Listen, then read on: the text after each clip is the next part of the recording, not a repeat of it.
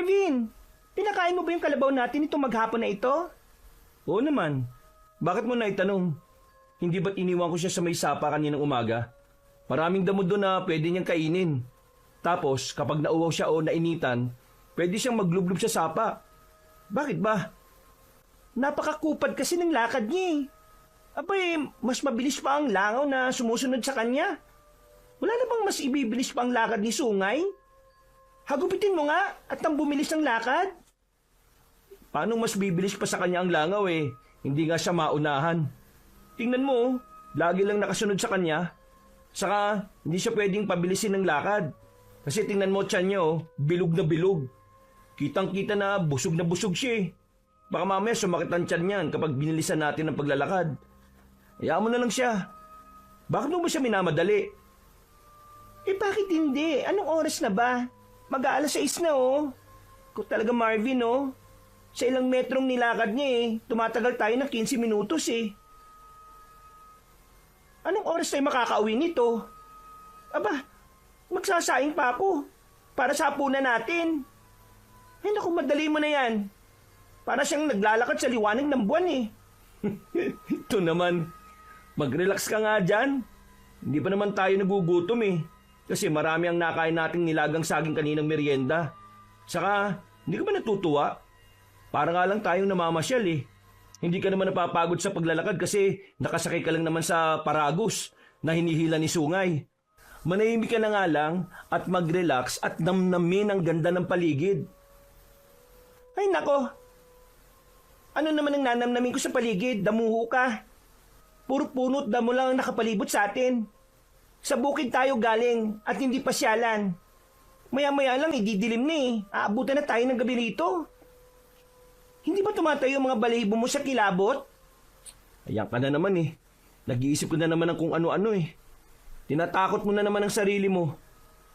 Ano naman ang nakakatakot sa lugar na ito? Dito na tayo tumanda.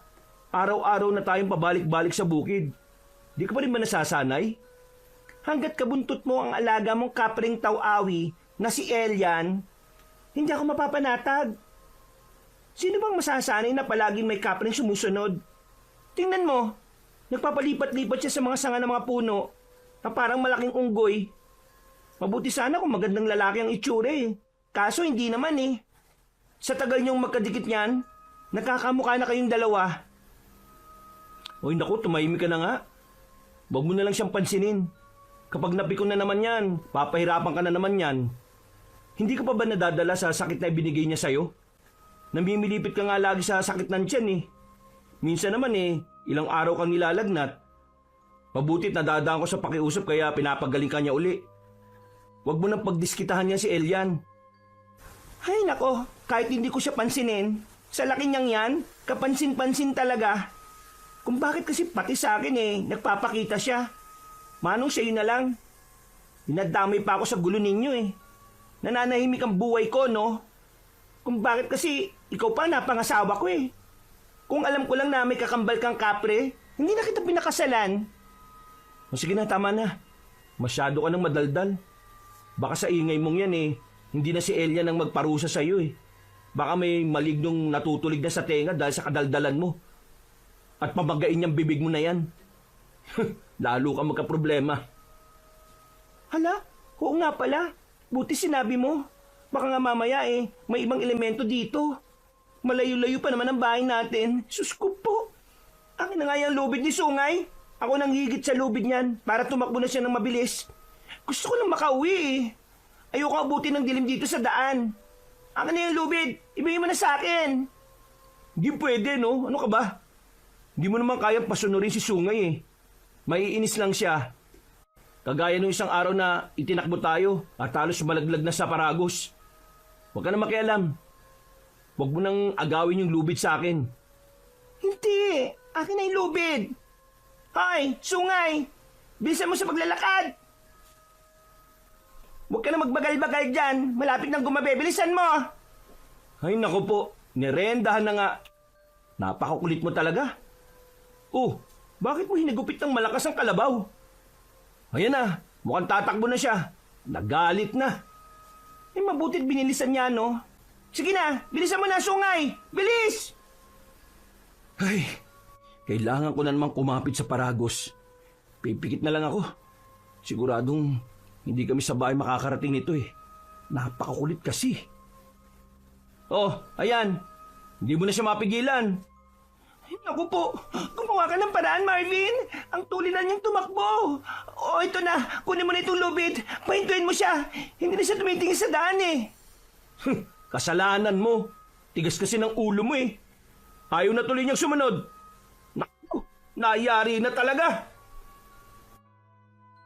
Pilit na pinahihinto ni Marvin ang alagang kalabaw pero hindi naman sumusunod sa kanya. Nagpatuloy ito sa pagtakbo at wala nang pakialam sa dinaraanan. Sigaw na lang ng sigaw si Julina habang nakapikit. Dahil ayaw niya makita ang pagbangga nila sa puno kung sakali mang mangyari ito. Sa tuwing nangyayari ang ganong sitwasyon, humihinto ang kalabaw kapag nabangga ang kariton na hila nito sa puno at hindi na niya mahatak. Kagaya ng kanilang nararanasan sa tuwing nagagalit ang kalabaw. Naulit na naman ang sitwasyong yon. Nakarating sila sa gubat at tumintulang ang kalabaw matapos maipit sa 2 puno. Huminto na ba siya, Marvin? Dumilat ka na. Para malaman mo. Tingnan mo ginawa mo. Nakarating tuloy tayo sa kakahuyan ng wala sa oras. Ang masaklap pa, mukhang mahihirapan tayong alisin si Sungay sa pagkakaipit sa 2 punong yan. Ay nako, kasalanan mo to eh. Tigas ng ulo mo. Di ka pa marunong makinig. Kailangan pa talagang manermo sa kalagayan nating to. Mabuti nga't hindi ako nahulog eh. Yan maigpit ang kapit ko sa Paragos. Kung nahulog ako di 2 na problema mo. Ay nako, patawarin. Oh, saan ka pupunta? Saan pa? Di aamuin ko yung kalabaw para matanggal ko siya sa pagkakaipit sa 2 puno na yan. Bumaba ka nga dyan. Tulungan mo ko. Na may tutulong ko dyan. Kung suwagin pa ako ng alaga mo, ang haba-haba ng sungay niyan eh. Ikaw na lang. Yan, diyan ka magaling. Kapag problema na, di ka na makatulong. Anong gusto mo? Magsermon tayo dito? O alisin mo na lang yung kalabaw sa pagkakaipit dyan sa puno? Hindi tayo makakauwi ng maaga kapag nagsisiyempa tayo. Dalihan mo na, kumilos ka na. Ano pa nga bang ginagawa ko? Kumikilos na nga ako, di ba? Ikaw nga itong nakasalampak dyan sa lupa eh.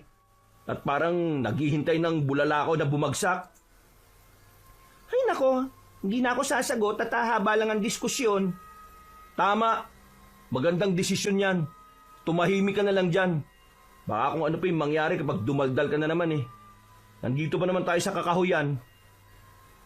Ay, oo nga pala. Pinanindigan na naman tuloy ako ng balahibo sa katawan. Dalihan mo na dyan, Marvin. Ayoko na magtagal dito sa gubat. Gusto ko na umuwi. Bilisan mo. Maghintay ka dyan, oh. Hirap na nga kami ni Sungay dito eh. Di ka naman nakakatulong. Humingi ka na kaya ng tulong sa kakambal mong kapre. Nasaan na ba yon? Bakit ba palagi mong sinasabi na kakambal ko siya? Hindi ko naman kakambal yun. Palagi kasi kayong magkasama eh. Anong tawag mo doon? Ay naku, ilang beses ko bang sasabihin sa'yo na kaya sa lagi nakabuntot sa akin dahil may hinihintay siya. Oo nga pala. Hinihintay niyang dumating ang oras na may sakatuparan niya yung kasunduan yung 2. Ang oras na kainin ka niya. Bakit nga ba hindi ka pa niya lapain? Kailan ba kasi darating yung araw na yon? Ano bang tanong yan? Parang gusto mo talaga ako mamatay na. Ikaw kaya pakain ko sa kanya. Masalamat ka at hindi kumakain ng babayang tawi-awi. Kahit papaano maswerte ka pa rin. Tsaka, huwag mo na nga akong daldalin pwede. Hirap na nga kami ni Sungay dito dumadagdag ka pa eh. O sige na, tatahimik na ako. Diyan na muna kayo. Uy, saan ka pupunta? Naiihi ako. Ano, sasama ka? Sus! Huwag ka na lumayo. Baka mamaya problema na naman ang gawin mo. Oo na, dito lang ako. Bahagyang lumayo si Julina sa kanyang asawa at nakubli sa likod ng malaking puno. Matapos umihi ay nakarinig siya ng mahinang ungol na parabang nahihirapan. Kumabog sa kaba ang kanyang dibdib. Pabalik-balik ang tingin niya sa asawang abot tanaw lang ang layo mula sa kanya. At sa lugar kung saan nanggagaling ang mahihinang hikbi. Putik yan. Ano ba yung naririnig ko? Parang nasa malapit lang ah. Parang babaeng umiiyak. Bakit naman nagkaroon ng babae dito? Anong gagawin niya sa lugar na ito? Hindi kaya maligno na? Engkanto? O baka multo? Ay, litsugas! Hoy, Marvin! Tara na nga muna dito! Oh, ano na naman yan? May naririnig kasi akong umiiyak dito eh. Dalian mo! Baka guni-guni mo lang yan. Sino naman ang iiyak dyan? Bumalik ka na dito. Huwag mo nang usisain pa yan. Oo nga, tama siya. Wala akong naririnig. Guni-guni ko lang yon. Makabalik na nga doon.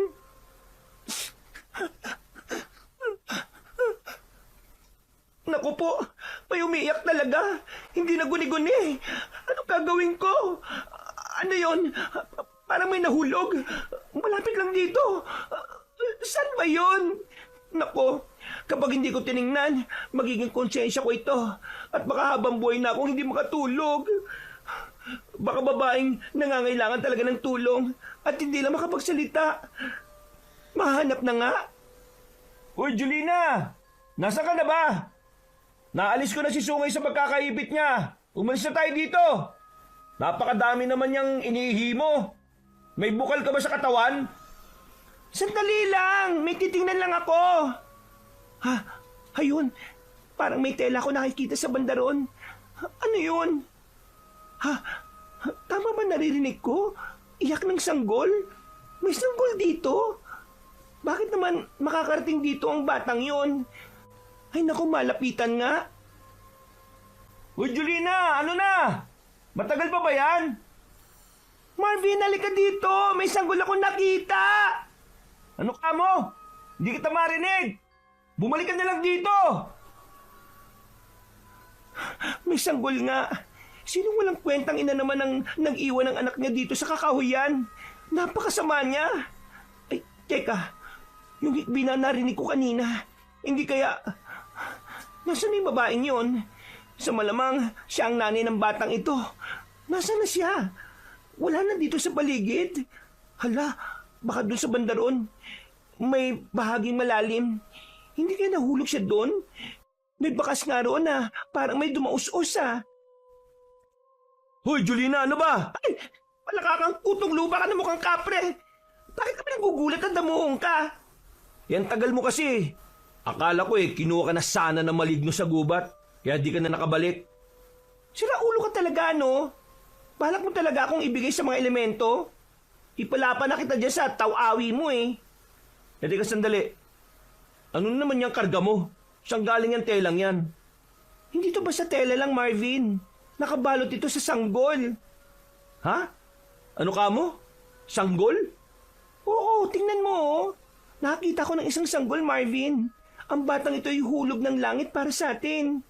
Siguro walang mag-aalaga sa kanya sa langit kaya iniwan nila dito sa lupa. Sinadya nilang gawin para ipaalaga sa atin. Matagal na tayong humihiling ng anak, di ba? Ito na kasagutan sa mga panalangin natin. Binigyan na nila tayo ng anak. Hoy, sira ka ba? Hindi yan inihulog ng langit. Kung inihulog yan, edi lasog-lasog na yan. Isa pa, wag mong angkinin ng bata ah. Siguradong may magulang yan. Baka nandyan lang sa paligid at balikan yan maya-maya. Hindi, Marvin. Walang ibang tao dito maliban sa atin, no? Kung may magulang ito, baka iniwan niya dito. Walang sanggol na walang magulang. Paano yan may sisilang kung wala siyang ina? Mag-isip-isip ka nga. Ako ang nanay niya. Anak ko siya. Naku po, sinapian na yata ng espiritu ng balete ang asawa ko. Uy, bumalik na nga tayo sa Paragos. Hintayin natin ang magulang ng batang yan at ibalik natin yan sa kanila. Paniguradong may maghahanap yan sa kanya. Pero kasi wag mong angkinin ang hindi sa'yo, Julina. Masaya naman ang buhay natin kahit hindi tayo biyayaan ng anak eh. Di ba, matagal na natin tinanggap yon na wala tayong anak? Pero hindi tayo mag-aampon, di ba? Ampunin na lang natin ang sanggol na ito. Babalikan nga siya ng magulang niya. Ibalik na natin yan sa kanila. Kapag hindi sila bumalik, sa atin na siya, ha? Huy, sumagot ka, Marvin. Tingnan mo ang bata, oh. Lalaki siya. Kamukha mo nga, eh. Anak na natin to. Kapag hindi siya binalikan, iuwi na natin ang bata. Ha, Marvin? Basta, maghintay tayo ng ilang oras dito. Kapag walang bumalik para sa kanya, edi uuwi na tayo.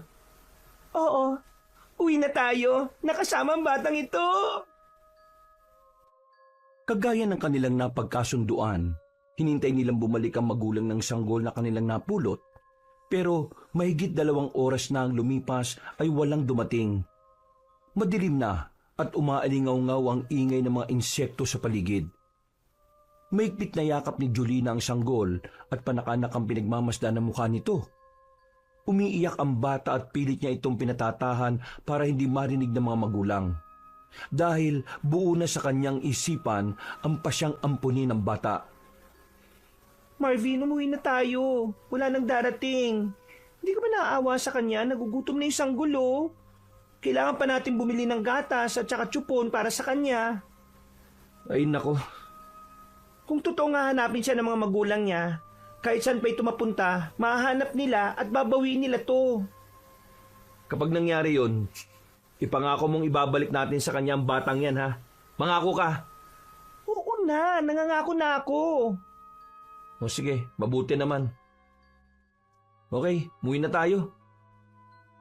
Yan, uwi na tayo, baby. Huwag ka nang umiyak ha. Pumayag na ang tatay na umuwi ng bahay.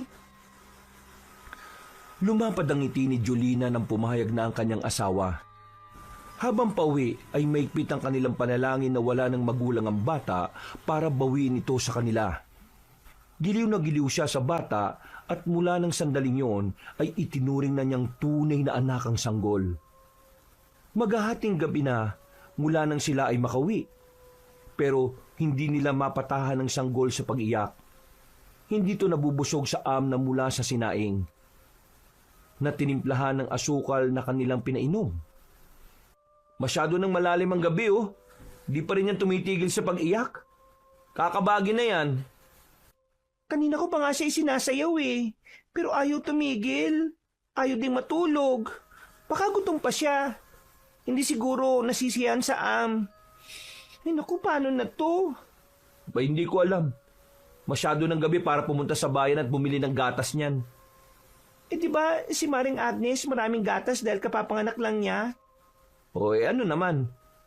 Sunduin mo nga siya. Ha? Bakit? Nung iniisip mo? 10 oras na ng gabi oh. Mambubulaho ka pa ng tao. Eh kailangan makainom ng gatas si Jepoy eh. Pwede siya kay Maring Agnes. Sabi niya, nalulunod naman ang anak niya sa dami ng gatas niya eh. Pwede nating ipasingit si Jepoy sa kanya. Ha? Jepoy? Sino si Jepoy? Ano ka pa naman? Si Jepoy, itong anak natin. Talagang binigyan mo na ng pangalan ha? Huwag ka na nga umangal. Kesa naman wala siyang pangalan. Ano itatawag natin sa kanya? Sanggol? Bata? Mas masagwa naman yun. Ikaw ba gusto mong ganun ang tawag sa'yo hanggang paglaki? Yung palayo mo nga, hindi mo matanggap eh. Ay nako, ang haba na nasinagot mo sa sinabi ko. Hindi talaga naubusan ng letra yung bibig mo eh no? Basta, hindi pwedeng lumabas ng bahay si Maring Agnes dahil mahamog na at delikado yun sa bata. Kung ganon, tayo na lang pumunta sa kanila. Halika na, dali na natin si Jepoy sa kanya. Kahit ngayong gabi lang, kailangang uminom ng gatas ang anak natin eh. Dahil sa pangungulit ni Julina sa asawa, ay napapayag na rin niya ito. Sa awa ni Marvin sa sanggol, dinala nila ito sa kanilang kumare. Dahil hindi maalis ang mga tanong na ipinupukol sa kanila, si Julina na ang sumasagot. Sinabi niyang ang bata ay dinala sa kanila ng kanyang pinsan na galing sa kanilang probinsya at iniwan ng walang pasabi. Mahusay sa pagsasalita si Julina kaya napaniwala niya ang kumare at ang asawa nito. Matapos mapainom ng gata si Jepoy ay nakatulog na ito. Doon na rin sila pinatulog ng gabing yon para kung kailangan pa ng gatas ay naroon agad si Agnes. Kinabukasan, maagang pumunta si Marvin sa bayan para bumili ng pangangailangan ni Jepoy. Unti-unti na rin nawili si Marvin sa sanggol. Hanggang sa ituring na rin niya itong anak. 1 linggo na ang lumipas at wala namang magulang na pumunta sa kanila para kunin ang bata. Kaya nagpasya silang tuluyan na itong ampunin. Mahal, pupunta na ako sa bukid ha. Huwag ka nang sumama dahil mag-i-spray lang naman ako ng abono sa palay. Kapag natapos ako uuwi rin naman ako kagad. Alagaan mo na lang si Jepoy dito ha. Oo, ako nang bahala sa kanya. Talaga namang hindi na ako makakasama sa bukid eh. Saka na siguro kapag naglalakad na itong anak natin. Oh, heto na pala yung baon mong pananghalian. Saka itong jug ng tubig. May yelo na rin yan. Huwag ka masyadong magbibilad sa araw ha. Oo, ako nang bahala sa sarili ko. O paano? Aalis na ako at naiinip na si Sungay. Baka mamaya iwan ako ng kalabaw natin. O sige. Abay magpaalam ka na muna dito kay Jepoy. Tingnan mo at panay ang papansin sa'yo.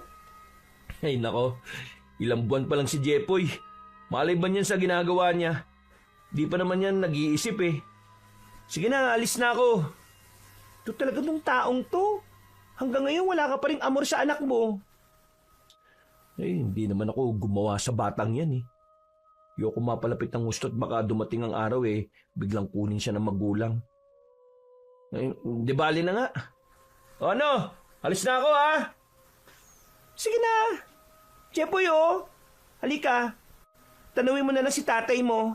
Pupunta na siya sa bukid. Pagpasensya mo ng tatay mong yan ha. At daig pang babaeng nilipasan ng buwanang dalaw. Minsan malambing sa'yo. Minsan naman ganyan parang walang pake. Pero mabait naman ang tatay mong yan. Sintu-sintu lang talaga. Marami kasing baluktot na ugat sa utak niyan. Halika na dito. Ilalagay mo na kita sa kuna ha. Hugasan ko muna ang mga bote ng gatas mo. Ay teka. Kumulog. Uulan ba? Hindi naman madilim ang langit Uy, bakit ka tumatawa, Jepoy? Tsaka, bakit titig na titig ka sa bintana? Anong meron dyan? Kumusta ka? Ay, kapre! Diyos ko! Bakit ka nakasilip niya sa bintana? Umalis ka dito! Balak mo bang takutin ang anak ko? Tingnan mo, umiyak tuloy! Umiiyak ba? Parang tumatawa nga. Mukhang tuwang-tuwa siya sa akin. Hindi siya natutuwa sa iyo, no, Elian? Gusto mo ba siyang lagdatin? Bakit mo nagpapakita sa kanya? Huwag mo nang idamay ang bata, Ayos na yung kami na lang dalawa ni Marvin ang nakakakita sa iyo. Huwag mo nang takutin ang anak ko. Hindi ko naman siya tinatakot Umiiyak na nga. Paano mo nasabing hindi natatakot yan? Umiiyak siya dahil maingay ka. Parang nakikipaglaro lang ako sa kanya Teka, lalaki siya no? Ha? Hindi siya lalaki. Umalis ka na nga rito. Sumunod ka na doon sa kakambal mo. Siya na lang ang guluhin mo. Bakit ka ba nagpaiwan pa? Sige na, pumunta ka na sa bukid. Ang batang yan, hindi maganda ang kutob ko sa kanya. Nababalutan siya ng kakaibang enerhiya. Ay naku, huwag mo na akong takutin. Hindi mo ako mapapaniwala sa mga sinasabi mo. Gusto mo lang itakwil ko ang bata para may pagkain ka na. Hindi ba't lalaki ang kinakain ng kagaya mong taw-awi? Oo nga, pero ayaw ko sa kanya. Hindi siya magandang nilalang. Ibalik niyo siya kung saan siya nararapat. O kaya, patayin niyo na lang siya. Ikakapahamak niyo ang pag-ampon sa batang yan. Hindi siya normal. Ay naku, nagsalita ang normal. Tingnan mo nga itsura niyong dalawa Sino sa inyo ang mukhang normal at hindi? Malaki kang nilalang. Mas mataas ka pa nga sa puno ng mangga dyan sa bakuran Mahaba ang braso at bias mo. Malaki mga mata. May pangil na matutulis. Mahaba ang buhok. Hindi ka nga mabalahibo pero may itim naman ang balat mo. Nanlalait ka ba? Hindi Sinasabi ko lang ang kaibahan ng itsura niyo ni Jepoy. Ang anak ko, gwapo, mana sa akin. Hindi mo naman siya kamukha Ay nako. Ayaw ko na makipag-usap sa'yo. Kaya pala kumulog kanina kasi parating ka. Umalis ka na nga dito. Ayaw nang huminto sa pag-iyak ang bata Baka mamaya lagnatin na ito mamayang gabi. Alis! Chupi! Binalaan lang kita sa batang yan. may dala siyang kapahamakan sa inyong mag-asawa. Talaga ba? Sa pagkakaalam ko ikaw ang nagdudulot ng kapahamakan sa amin Di ba? Kaya ka palaging nakasunod sa amin dahil sa kasunduan niyo ni Marvin na pagdating ng araw gagawin mo siyang pagkain? Oo, dapat nga ginawa ko na yun dati pa. Kaso lang, iniligtas niya ako sa gubat ng madaganan ng natumbang puno ang paa ko. Kaya pinalawig ko ang kasunduan. At ikaw naman, Oh, anong ako? Hoy, kapring walang balahibo. Wag na wag mo akong dadamay sa kung anong plano mo, ha? Sasamayin ka sa akin. kapag dumating na ang araw na kakainin ko ng asawa mo, kukunin kita para gawing laruan at alipin. Ga? Nek-nek mo. Hindi mo magagawa yan sa akin, no? Ang dami-daming albularyo dito at kaya-kaya kanilang itaboy. Narinig ko na yan sa iyo dati pa. Lumapit ka na nga sa kanila pero wala naman silang nagawa. Natakot lang sila sa akin. Subukan nilang saktan ako. Gagawin ko talaga silang pagkain. Kinatatakutan ako ng mga albularyong sinasabi mo, babae. Oh, umiyak na tuloy na malakas. Anak, tana. Huwag ka matakot.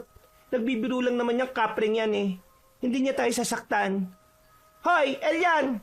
Natakot mo talaga yung bata, oh! Kailangan mo siyang patahanin. Ako? Sa akin natakot? Sa iyo siya nakatingin Kada titingin sa iyo, umiiyak siya. Akin na, ibigay mo sa akin ang bata. Ako magpapatahan sa kanya. Ay, hindi na pala. Wala akong tiwala sa mga kapring kumakain ng lalaking tao. Sige na, umalis ka na dito. Pagkasabi noon ay isinarado na ni Jolina ang bintana.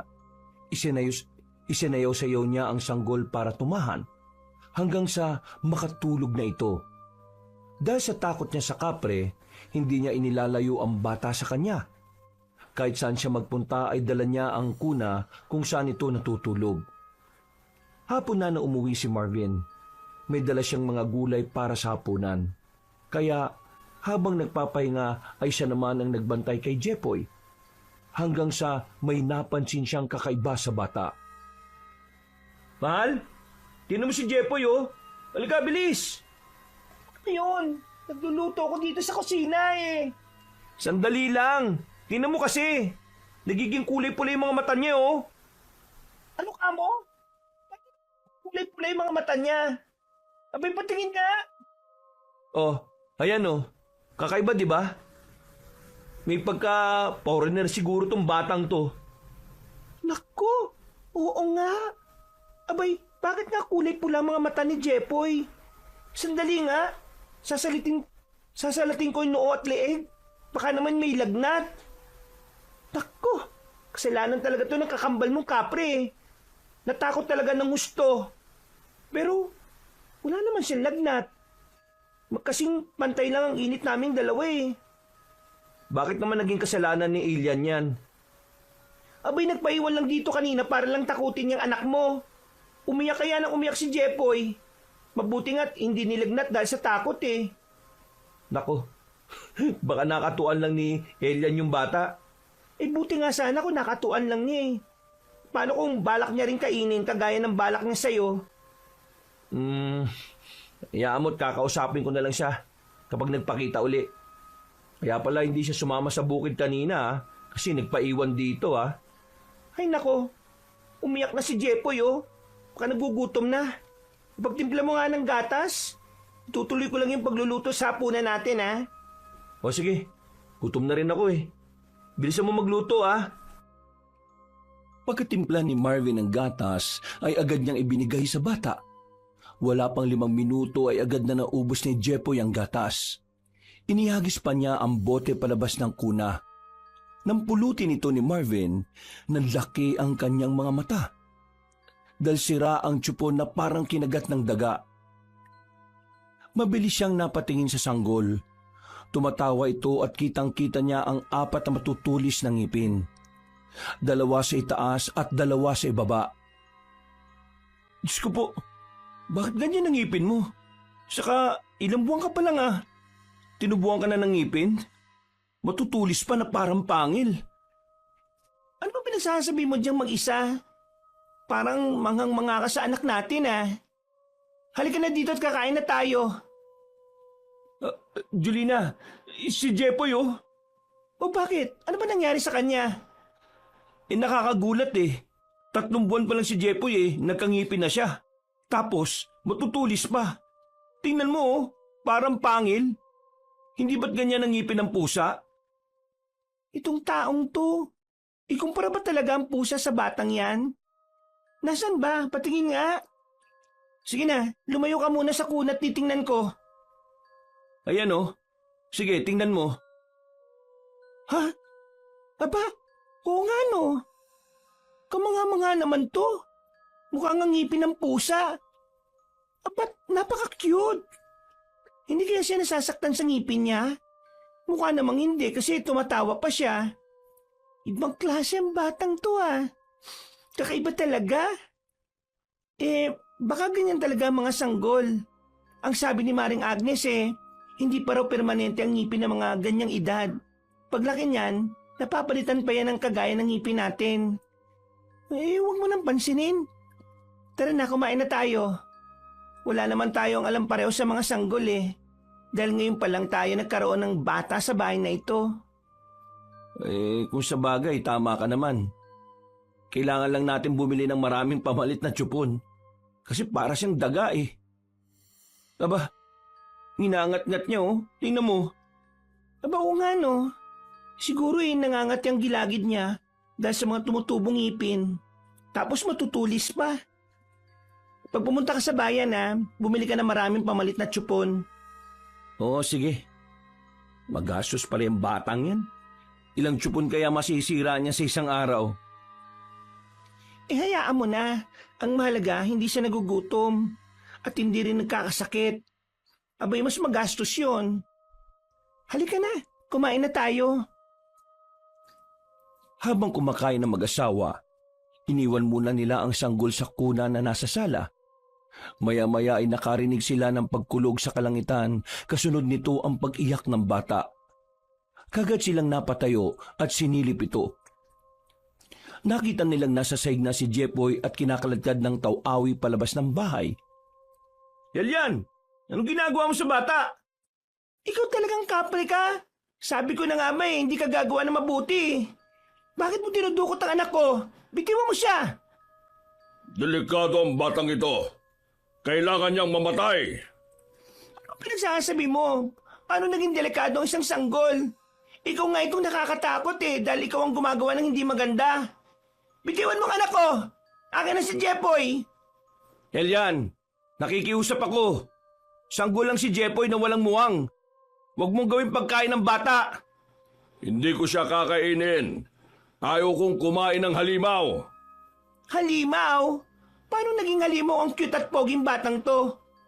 Tumingin-tingin ka nga sa salamin para makita mo kung sino ang masalimo sa inyong dalawa. Tingnan mo umiiyak na naman siya. Kanina lang tahimik siya naku, kausapin mo nga yung kapre mo, Marvin. Tsaka itaboy mo na yan teka, paano ka nga pala nakapasok sa loob ng bahay, Elian? Napapalit mo ang sarili mo kagaya ng sukat namin? Oo. Makapangyarihan kasi ako. Kaya kong gawin ang lahat. Ibigay mo sa akin ng bata. Halimaw yan. Lalapain niya kayo. Tama na, Elian Hindi magandang pagbintangan ng sanggol. Gatas ang iniinom niyan. Kapag kumain siya ng tao, hindi siya matutunawan. Hindi kasi ninyo naiintindihan. Wala kasi kayong alam sa hiwaga ng mundo. Masyado kayong inosente sa lahat ng bagay. Hindi mo kami mapapaniwala. Isa kang kapre na kumakain ng tao. Ikaw ang halimaw at ibinali mo sa anak namin. Hindi kayo magkatulad, no? Tao si Jepoy. Tao siya. Dali mo na muna si Jepoy sa kwarto, Jolina. Kakausapin ko lang to si Elian. Kakausapin? At ano naman ang pag-uusapan nyo? Makikipagkasundo ka na naman sa kanya kapalit ng kaligtasan ni Jepoy? Ibinigay mo na nga sa kanya ang buhay mo, di ba? Ano bang ibibigay mo kapalit ngayon? Gumagawa lang ng dahilan ng taw-awi na yan para makakuha ng mga pagkakataong papabor sa kanya. Ang tigas talaga ng ulo mo, babae. Hindi ka talaga nag-iisip. Totoo naman Sige, sabihin mo. Bakit pinagdidiskitahan mo ang anak namin? Dahil nga halimaw siya, nararamdaman kong isa siyang uri ng aswang. Kakaiba ang enerhiya niya. Kapag tumagal pa siya, magkakaroon siya ng malakas na kapangyarihan at hindi niyo na mapipigil na lumapa siya ng tao. Hindi mo kami mapapaniwala, no? Gawa-gawa mo lang yan. Gusto mo lang unahin kainin ng batang ito. Kung gutom ka na, payag na akong kainin mo si Marvin. Pero wag ang batang to. Di pa nga niya nakikita ang tunay na ganda ng mundo eh. Pero ang asawa ko, nasaksiyan na niya. Kaya pwede mo na siyang kainin. At lumayas ka na dito sa lugar namin. Uy, mahal naman. Huwag naman ganun. At baka magbago nga ang isip niya. Imbis na kainin niya ako sa edad na 80 eh, baka nga lapain niya ako ngayon. Di ka man naaawa sa akin? Ganun-ganun na lang akong ipamimigay? Eh mas nakakaawa naman kasi ang batang ito, mahal. Hindi ka ba naawa sa kanya kung gawing pagkain siya ng taw-awi sa murang edad? Hindi ko nga siya kakainin. Ayaw kong kumain ng aswang. Kaya ko lang siya gustong patayin dahil uunaan pa niya akong kainin ang pagkain ko. Ordinaryong tao lang ang kinakain ko. Kahit na. Wala ka naman palang pakay sa bata eh. Eh di pabayaan mo na lang siya. Kung si Marvin ang binabantayan mo, eh di bantayan mo siya ng 24 oras. Pero wag mong gagalawin ang anak ko. Talagang magkakamatayan tayo. Pagkasabi noon ay inis na pumasok ng kwarto si Julina dala ang sanggol. Pinatahan niya ito sa pag-iyak sa kainhiga sa higaan nilang papag na nilatagan lang ng banig. Pagkatapos ay lumapit siya sa bintana para isarado ito. Pero natigilan siya nang may makita sa madilim na kasukalan. May mga kulay pulang gumagalaw. Tila mga ilaw na pulang papalapit sa kanilang bahay. Tiningnan niya itong mabuti para malaman kung ano ang mga yun. Hanggang sa makita niyang nagkakaroon na ng bulto ang mga ito. Matapos ilantad ang kanilang sarili sa liwanag ng buwan, nanlalaki ang mga mata niyang makita ang nakakatakot na taong lobo na mabilis na naglalakad palapit. Marvin! Marvin, dalian mo, bilis! Pumunta ka dito sa kwarto! Bakit? Kung makasigaw ka kala mo nakakita ka ng halimaw eh. Hindi nga ba talimaw nakikita ko mga yan? Napapalapit sa bahay natin? Anong sabi mo? Nasaan? Kaya no, tingnan mo, ang dami nila. Ano mga nilalang yan? Ha? Hindi ko rin alam. Ngayon lang ako nakita ng ganyang nilalang sa tanang buhay ko. Mga aswang yan. Sila ang mga tinatawag na sarot. Mga taong lobo sa gabi at tao ang itsura sa araw. Mababangis sila at malalakas. Nandito ka pa? At talagang pumasok ka pa rito sa kwarto namin? Pribadong lugar na to ah. Di ka ba tinuruan ng mga magulang mo kung paano ka rumispeto? Tapos sumasabat ka pa talaga sa usapan ng mag-asawa. Ay, pasensya na. Nagulat lang kasi ako sa pagsigaw mo. Saka, kanina ko pa sila nararamdaman. Umaga pa lang alam kong may nagbabadyang panganib. Dahil sa kakaibang simoy ng hangin. Naamoy ko sila. Eh di, kakilala mo mga yan.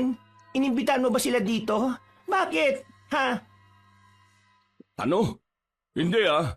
Hindi ko nga kilala mga yan eh. Pero alam mo kung anong klaseng nilalang sila. Marami lang talaga akong alam kaysa sa inyo. Ah, talaga ba? O sige, sabihin mo, anong pake nila dito? Anong kailangan nila sa amin? Hindi ko rin alam. Pero nararamdaman ko may kinalaman sila sa batang inampun ninyo. Naamoy ko sa bata ang amoy nila. Palagay ko sila ang mga kamag-anak ng bata. Kalokohan! Ibang-ibang itsura ni Jepoy sa kanila, no? Oo nga, Elian. Saka tingnan mo, hindi naman nagpapalit ng anyo si Jepoy kagaya nila. Di ba? Sabi mo, taong lobo mga aswang na yan kapag gabi. Eh gabi ngayon eh. Pero si Jepoy, Mapula ang mga mata kagaya ng sa kanila. Hindi ba? At may mga pangil. Tingnan niyo ang kuko niya. Unti-unti nang tumutulis. Kalokohan! Palibasa wala kaming alam sa aswang eh. At wala rin kaming alam sa unti-unting pagbabago ng isang sanggol. Hanggang sa paglaki niya. Kaya pinaglululoko mo na kami. Akala mo ba mauto mo kami? Hindi namin pakakawalan si Jepoy dahil alam kong lalapain mo siya. Tapos bukod sa'yo, may mga dumating pang mukhang kukunin din siya. Ano ba namang buhay to? Punong-puno na tayo ng kamalasan mula nang dumating ang taw-awi na yan. Ay nako, Bahala kayo sa buhay ninyo. Buhay nyo naman yan eh. Kapag nagkalintigan na, ikaw babae, hindi kita tutulungan. Ang sisiguraduhin ko lang na ligtas ay ang pagkain ko. Hindi naman ako kumakain ng babaeng tao eh. Kaya wala kang halaga sa akin. Eh wala akong pakialam sa'yo, no? Basta wala kang mahihita sa amin. Sandali. Bakit nagsihinto sila? Palinga-linga sila sa paligid, oh. Parang may hinahagilap ng tingin. May naririnig akong nagsasagawa ng inkantasyon. Mukhang kinatatakutan nila ang bagay na yon. Ano na naman yun? Ano pa nga ba? Eh di, bago na naman yung panloloko. Mahusay kasing gumawa ng kwentong kapring taw-awi na yan eh. Hala, umiiyak na naman ang anak ko. Jepoy anak, natatakot ka ba? O sige na, halika na, kakargayin kita. Hindi ako papayag na may manakit sa'yo. Tahan na anak. Sige na, tahan na. May lumitaw na isang kagaya nila, oh. Saan galing yan? Bigla na lang sumulpot sa kung saan. Nag-uusap sila. Ano kayang pinag-uusapan nila? Isara mo ang bibig mo pansamantala para marinig natin ang pinag-uusapan nila. Umabi ka sa daraanan ko, Ivana! Hindi. Wala kang mapapala dito, Gapin. Umalis ka na. Hindi ka makakalapit sa bahay na ito. Nanininda ka na ngayon, Ivana! Kinakalaban mo na ang asawa mo? Bakit hindi ikaw ang umalis? Iligtas mo na lang ang sarili mo. Dapat magsaya ka na lang sa buhay. Total iniwan mo na rin naman ang ating angkan. Isa ka lang kalaban ngayon, Ivana. Kahit na ano pang ituring mo sa akin, hindi mo na ako mapapasunod kagaya ng dati. Hindi mo siya malalapitan. Nagtatapag-tapangan ka lang eh. Hindi mo ba nakikita kung ilang kami? Kaya mo na ba kami? Kahit nga itong katabi kong payat na lalampalampay, siguradong hindi mo mapapatumba. Sige na, umalis ka na lang habang hindi pa umiinit ang ulo ko. Kahit ilan at anong ulo pa ang uminit, Gavin, hindi mo malalapitan ang anak ko. Hindi ko siya isusuko. Umili ka na lang ng desisyon. Yung ikapapahamak mo pa. Boba ka talaga. Mga kasama, ipauubay ako na siya sa inyo. Bahala na kayo kung anong gagawin sa kanya. Ako naman, diretso ko sa pakay natin. Kukunin ko ang bata. Arroo! Hindi ka makakalapit sa kanya, Gapin. Mamamatay muna ako. Siya pala ang babaeng Sarot. Siya ang gumagawa ng engkantasyon na naririnig ko kanina. Ano bang engkantasyon na yon? Maraming uri ng engkantasyon, pero ang sinasambit niya, proteksyon sa isang lugar o bagay para hindi malapitan ng mga kalaban. Gumawa siya ng pananggalang. Isang hindi nakikitang pader na ipinalibot sa bahay na ito. Isang pader na makulay, parang bahaghari. Talaga? Wala naman ako nakikita. Ikaw ba, Jolina? May nakikita ka? Wala. Paniguradong isa na naman sa panlilin lang niya yan. Kung nakikita natin, edi paniwalang-paniwala na naman tayo. Mabuti na lang at hindi natin nakikita. Hindi nga nakikitang pader, hindi ba? Eh bakit ikaw nakikita mo? Dahil hindi naman ako tao. Hala, naglalaban na sila. Pinagtutulungan nila yung babae. Kawawa naman. Paano natin siya matutulungan? Sabay-sabay nilang inaatake yung babae, oh. Sandali! Hoy, saan ka pupunta? Basta babae tutulungan mo, Marvin. Wala ka talagang pinipiling lugar, ah. Hindi naman sa ganon. Ano lang kasi, kawawa naman siya. O sige, magpalusot ka pa. Nagkakaganyan ka mula nang nakakasama mo na itong kapring walang balahibong yan. Bakit hindi na lang siyang tumulong sa kanya? Total, pare-pareho naman silang halimaw. Ay, teka, nasaan na siya? Bigla na lang nawala yung kapre. Tingnan mo, kapag ganito ang sitwasyon, tumatakas siya. Natatanda mo ba yung nagwala si Sungay at napatpat tayo sa gubat? Hindi man lang niya tayo tinulungan. Tapos ngayon, umalis na naman. Ay nako, wala talagang kwenta yung kapreng yon. Isarado mo nga yung mabuti yung mga pinto at bintana. Baka mamaya pumasok sila dito, tapos kumuha ka na rin ng panlaban. Anong panlaban naman? Wala naman tayong alam sa kanila. At saka, kahit anong panlaban ang kunin ko, kapag nakapasok sila, hindi natin sila kaya. Ang dami nila oh. Ay naku, umayos ka nga Marvin. Ngayon ka pa talaga naduduwag. Tingnan mo tuhod mo, oh. Ang lakas ng panginginig. Ay nako, kargain mo nga itong anak mo at ako kukuha ng itak sa kusina.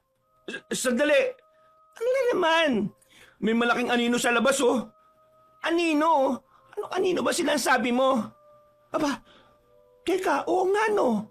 Kilala kong aninong yan. Si Elian yan. Nagpakita siya sa mga aswang. Naku po, umipang malakas na hangin. Nilipad ang mga sarot palayo. Isarado ang pinto, Marvin, para hindi pumasok ang alikabok dito. Oo, isasarado ko na. Umalingaw-ngaw ang mga atungal sa labas ng bahay, kasabay ng malakas na hangin na gawa ng taw-awi. Tahimik lang silang nakinig at nakiramdam. Hanggang sa tumahimik na ang paligid. Matapos ang ilang minuto, nakarinig sila ng mga katok sa pinto. Sa una ay malakas pero mabagal hanggang sa paunti-unting humina. Nasasabayan din ito ng mahinang pagtawag ng tulong mula sa isang babae. Naririnig mo ba yon? Hindi naman ako bingi, no? Kaboses niya yung ungol na narinig ko sa gubat dati. Baka yung babaeng lobo yon. Baka kailangan niya ng tulong. Basta babae talaga, Marvin. Hindi ka man lang nag-iisip na baka sakmaling ka niyan? Sa boses niyang nangihina na ganyan, may lakas pa kaya siyang manakit? O sige, ipagtanggol mo pa. Kung gusto mo mamatay ng maaga, edi buksan mo yung pinto at sakloloan mo. Ano? Di ka na kumilos yan. Eh paano kung kikilos pinagdidilatan mo ko? Ha? Ano yun? Parang niyuyugig ang pinto natin. Bilis! Lumabas na tayo dito sa kwarto. Kumuha ka ng panghampas. Mukhang atakin tayo ng halimaw na yan. Nagpupumilit siyang pumasok eh. Tingnan mo nga oh. Yan ba ang tutulungan mo? Malakas pa sa kabayo kung kalampagin ang pinto natin. Ha? Ano ba tinatayo-tayo mo dyan? Kumuha ka ng panghampas sa kanya. Masisira na niya yung pinto. Nakanganga ka pa talaga. Kung may langaw ngayon, isang batalyon ang pumasok dyan sa bibig mo dahil sa laki ng awang. Dali na! Oo, ito na nga. Papunta na ako sa kusina. Hala! Nabuksan na ang pinto! Ang kubad mo kasi! Teka! Elian, ikaw? Ang tagal naman ninyong buksan ng pinto. Kailangan ko pang paulit-ulit na sipain. Bakit buhat mo yung babaeng yan? Saan galing yan? Siya ang matapang na sarot kanina na lumaban sa mga kalahi niya. Nawala na siya ng malay dahil sa panghihina ng katawan. Sugatan siya. Kailangan niya ng tulong. Dito, higa mo dito sa mahabang upuan na kawayan. Sandalit kukuha ko ng una sa kwarto. Napakagaling naman talaga ninyo, ano? Asikaso ang babae. Magkuntugin ko kayong dalawa eh. Alis na ako. Pupunta ako sa amin para kumuha ng gamot para sa kanya. Ikaw na munang bahala sa kanya. Hindi niya kayo sasaktan. Nararamdaman kong mabuti siyang nilalang. At inutusan pa talaga ako. Hoy! Tingnan mo itong kapre na to. Bigla na lang naglaho. Kapal ng mukhang magpasok ng naghihingalo dito. Tapos utusan pa ako mag-alaga. Ay nako. Oh, ito na unan. Oh, Elian, ito na ang unan. Oh, nasan ka? Akin ang unan. Ha? Nasaan si Elian? Pinalayas ko na. Akin na nga yung unan na yan. Ano naman ang gagawin mo sa unan? Ganito oh, ihahampas ko sa'yo. Nagkukumaw ka pa talaga sa pag-aasikaso sa kanya? Rico naman. Ano ka ba naman? Sugatan yung tao oh. Hindi tao yan, halimaw yan. Aso nga sabi ni Taw-awi na yun, di ba? Ano nga klaseng aso yung sinabi niya? Sarot? O tingnan mo, pati yun natanda mo talaga. Pero ang birthday ko, lumipas na lang, hindi mo naalala. Hinayupak ka. Halika dito, bubukulan ko yung ulo mo sa ibaba. Tama na. Masakit na nga ulo ko sa kakahampas mo ng unan eh. Saka tingnan mo si Jepoy oh. Baka mabitiwan mo. Umiiyak na rin sa kakasigaw mo eh. O sige na, kunin mo tong bata. Ako ang titingin sa babaeng yan. Baka mamaya, titigan mong mabuti habang tumutulo ang laway. Ito naman. Akin na nga si Jepoy. Marahang pinunasan ni Julina ng bimpo na binasa sa maligamgam na tubig ang babae. Para malinisan ang katawan nitong puno ng dugo, sinubukan niyang lagyan ng kinatas na halamang gamot ang sugat nito. Pero dumadaing sa sakit ang babae kaya itinigil niya. Pinalitan na rin niya ito ng damit para makaginhawa at saka hinayaang makapagpahinga. Nakatulog na rin ang mag-asawa. Pero siniguro nilang maigpit ang pagkakasara ng pinto ng kanilang silid para siguradong ligtas sila sa panganib.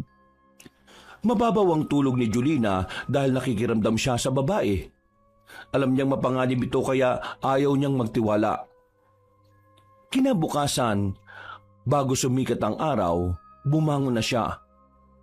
Nanlaki ang mga mata niya nang makita ang mahaba nitong dila na dinidila ng mga sugat nito sa katawan. Pasensya na kung nakita mo akong ganito. Mukhang natakot kita kasi hindi ka nakapagsalita eh. Hindi ka rin nakasigaw. Sobrang takot mo ba? Ako? Natatakot? Sa'yo? Hindi ah. Nagulat, oo. Nagagawa mong pabain ng ganyan ang dila mo? Abot hanggang siko? Ang galing naman yan. Bukod dyan, ano bang kaya mong gawin? Nakagaya mong aswang na sarot. Paano mo nalaman yan? E di kay Elian. Sino siya? Isang tau-awi. Tau-awi? Ano yon? Ay nako, pag bumalik siya, malalaman mo rin. Sige na, magluluto na ako ng almusal. Doon tayo sa kusina. Wag na, dito na lang ako. Tayo na! Hindi ka dapat tumatanggi sa may-ari ng bahay, no? Di ka ba nahihiya? Ano yan? Makikitulog ka lang at makikikain dito? Hindi pwede sa akin yon. Habang nandito ka, kailangan mong kumilos sa bahay. Dapat matuto kang makisama. Sige. Ang tapang-tapang mo kagabi tapos ngayon, para kang duwag na umaatras kasi takot na matapakan ng tao. Ano ba pinagagawa mo sa buhay at hinahabol ka ng mga pangit na lobong halimaw na yon? Sige na, maghiwa ka ng sibuyas at magdikdik ng bawang. Magsasangag kasi ako. Maraming tirang kanin kagabi. Hindi kami nakakain ng maayos dahil sa gulo na dinala mo eh. Tingnan mo itong kusina oh. Hindi ko na naligpit ang mga kalat. Kasalanan mo ito eh. Kaya mamaya linisin mo ang kusina. Oo, ako nang bahala maglinis dito. Siya nga pala, ikaw na lang dito sa bawang ha. At bakit? Nag-iinarte ka? Walang lugar ang pag-iinarte dito sa bahay ko. Kung senyorita ka sa inyo, pwes dito, alipin kita. Kuha mo. Hindi naman sa nag-iinarte ako, kaso nakakamatay sa kagaya ko ang bawang eh. Ah, talaga? Eh di kapag pinaluno ko sa iyo ang isang ulo ng bawang, mamamatay ka na? Oo, tama. Mamamatay ka nga. Kasi ang laki nito eh. Tsak mabubulunan ka. Huwag mong ilapit sa akin, pakiusap. May panakot na ako sa'yo. Kung ganon, takot pala ang mga aswang sa bawang? Hindi mo alam? Itatanong ko ba kung alam ko? Ang boba mo ha? Kakaiba ka. Paano kakaiba? Ang mga tao, takot sa aswang kaya pinapatay kami. Bakit ikaw parang wala kang alam? Eh wala talaga kaming alam sa mga kagaya niyong halimaw. Walang nagsasabi sa amin na nabubuhay kayo. Hindi rin kami nakikipagkwentuhan sa mga taong walang magawa sa buhay. Ah, kaya pala. Eh teka, maiba ko. Taga saan ka? Bakit kayo sumugod dito sa bahay namin kagabi? Nagkataon lang ba na dito kayo nagkapanagpo? Pero hindi eh. May pinag-uusapan kayong bata kagabi. Ano yon? Ha? Ano kasi?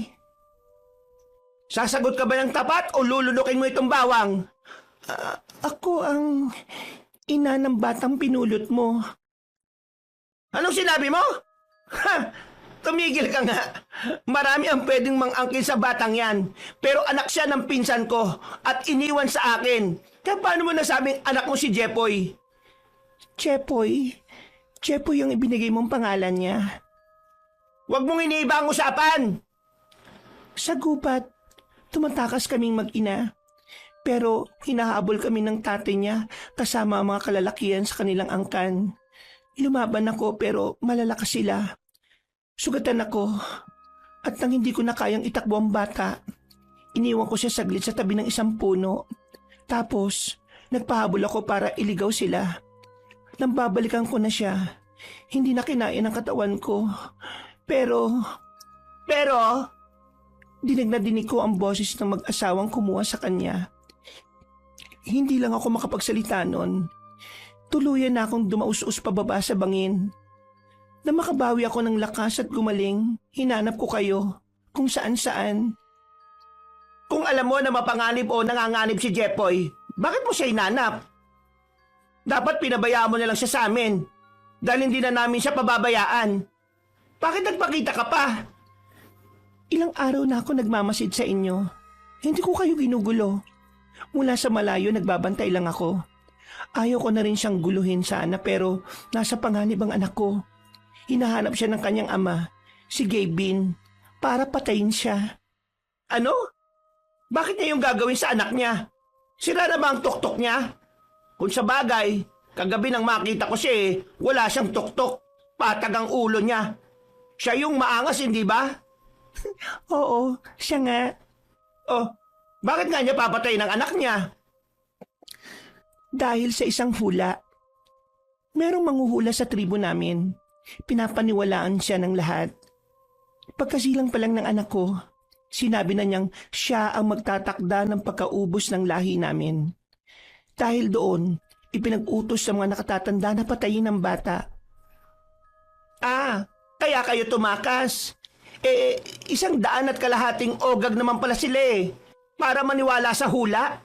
Kaya nga hula kasi hindi alam ang totoo. Lahat ng hula niya ay nakakatotoo. Nakikita niya ang hinaharap ng bawat isa sa amin. Naniniwala ka sa hula niya? Kung pagbabasihan ng mga nangyayari sa nakaraan sa aming tribo, oo. Pero ngayon, ang kailangan kong gawin ay panatilihing ligtas ang anak ko. Paano mo naman siya ililigtas sa kanila? Kung may ganun na palang balak, dapat umalis na pala kami dito. Aayain ko si Marvin na umuwi muna kami sa ate ko sa Romblon. Kahit saan pa kayo pumunta, masusundan nila kayo. Mga aswang kami. Kaya naming mag-anyong hayop. At kapag nasa ganong anyo kami, mas malakas ang aming kakayahan. Wala pala kaming takas kung ganon. Di, wala ka nang ibang magagawa kung hindi ang labanan sila. Hayaan mo, ipagdarasal kita. Salamat. Salamat din sa pag-aalaga mo sa anak ko. Ano nga palang pangalan mo? Ay, oo nga pala. Ako si Julina. Ako naman si Ivana. Nadinig ko nga kagabi. Ilang beses ba namang pinagsisigawan ng pangalan mo? Medyo narindi na nga ako dun Tapos mo na ba yung pinapahiwa ko? Ay, oo nga pala. Pasensya na. Heto. Matapos silang makapag-almusal, saka naman dumating si Elian dala ang gamot para kay Ivana. Namangha ang babaeng aswang nang malamang mas mabisa ang gamot na yon kaysa sa kanyang laway. Dahil mabilis na natuyo ang kanyang mga sugat. Sa buong araw, nasa bahay lang sila at nag-iisip kung ano ang gagawin. Kung sakaling bumalik uli ang mga aswang. Inamin ni Ivana na ang engkantasyon niyang pananggalang ay meron ding hangganan. Habang nag-iisip sila, ay nagkaroon naman ng pagkakataon si Ivana na makapiling ang kanyang anak. Tuwang-tuwa siya dahil nayayakap at nanghahagkan niya ito. Hanggang gabi ay siya ang nag-alaga dito. Dahilan para makaramdam naman ng inis at selo si Julina. Pero hindi niya mabawalan ang babae na makasama ang anak nito.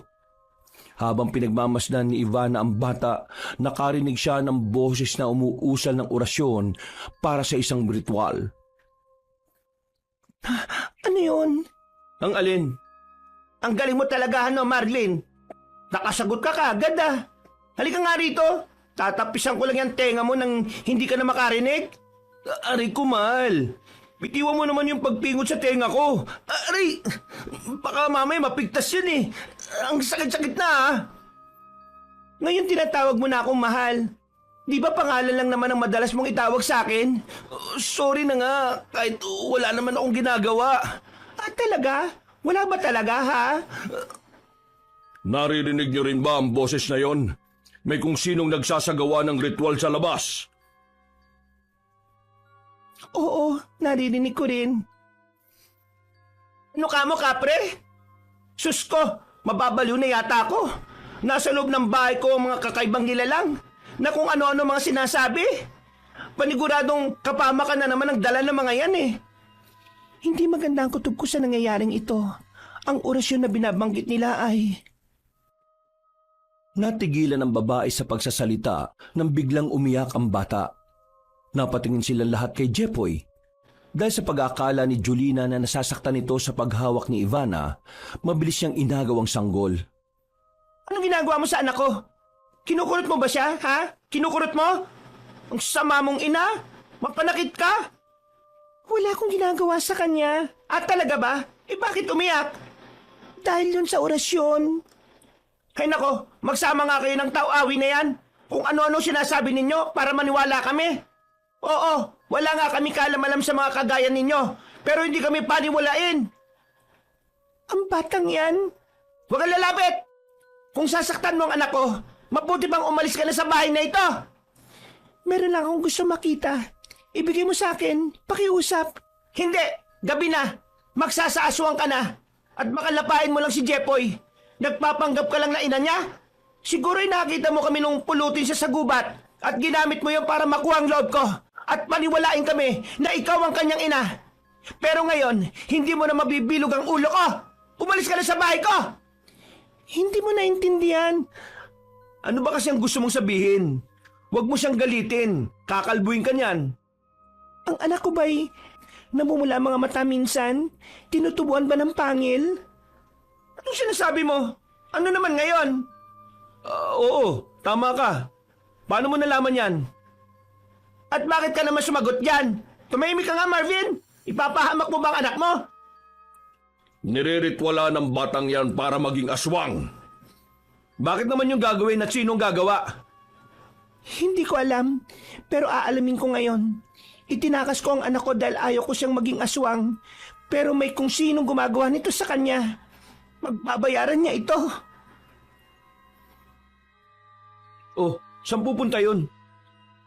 Susundan mo. Sige, sumunod ka, tamuhu ka. Bakit ko naman gagawin yun? Abay, malay ko. Kung nag-aalala ka, sundan mo. Para ka naman tanga eh. Elian, matanong ko lang. Di ba anak ni Ivana si Jepoy? Bakit akong tatanungin mo hindi ko naman alam kung sino ang tunay niyang ina? Dapat kayo ang nakakaalam nun. Kayo ang pumulot sa bata, hindi ba? Ang ibig kong sabihin kung anak niya, di ba aswang siya? Di aswang din si Jepoy. Pero may nagsasagawa ng ritual para gawin siyang aswang? Ang gulo. Aswang na gagawing aswang? Anak lang siya ng aswang, pero hindi ibig sabihin na aswang na siya. Sumasailalim sa mga paraan ng paghahawa o pagsasali ng isang nilalang para tuluyang maging aswang. Wala yun sa dugo o lahi. Dahil hindi aswang ang bata, may kung sinong nagsasagawa ng ritual para gawin siyang aswang.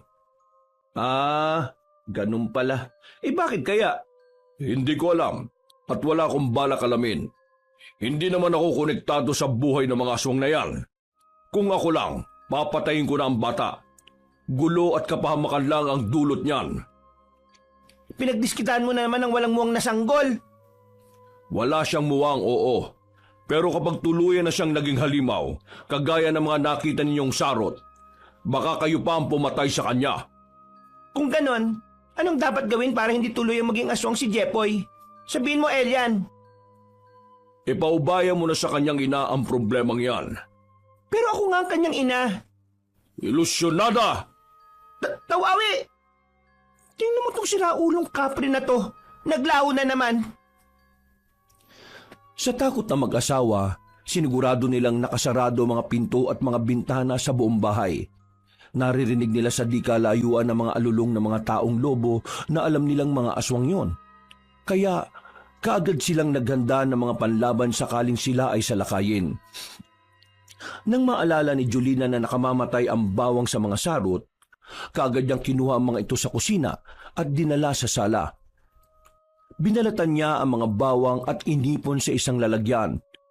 Panay ang tanong ng kanyang asawa pero hindi na niya nasagot dahil bigla na lang may mga kalampag sa pintuan. Sinundan yung na nakakatakot na alulong ng aswang na nagpupumilit gibain ang pinto.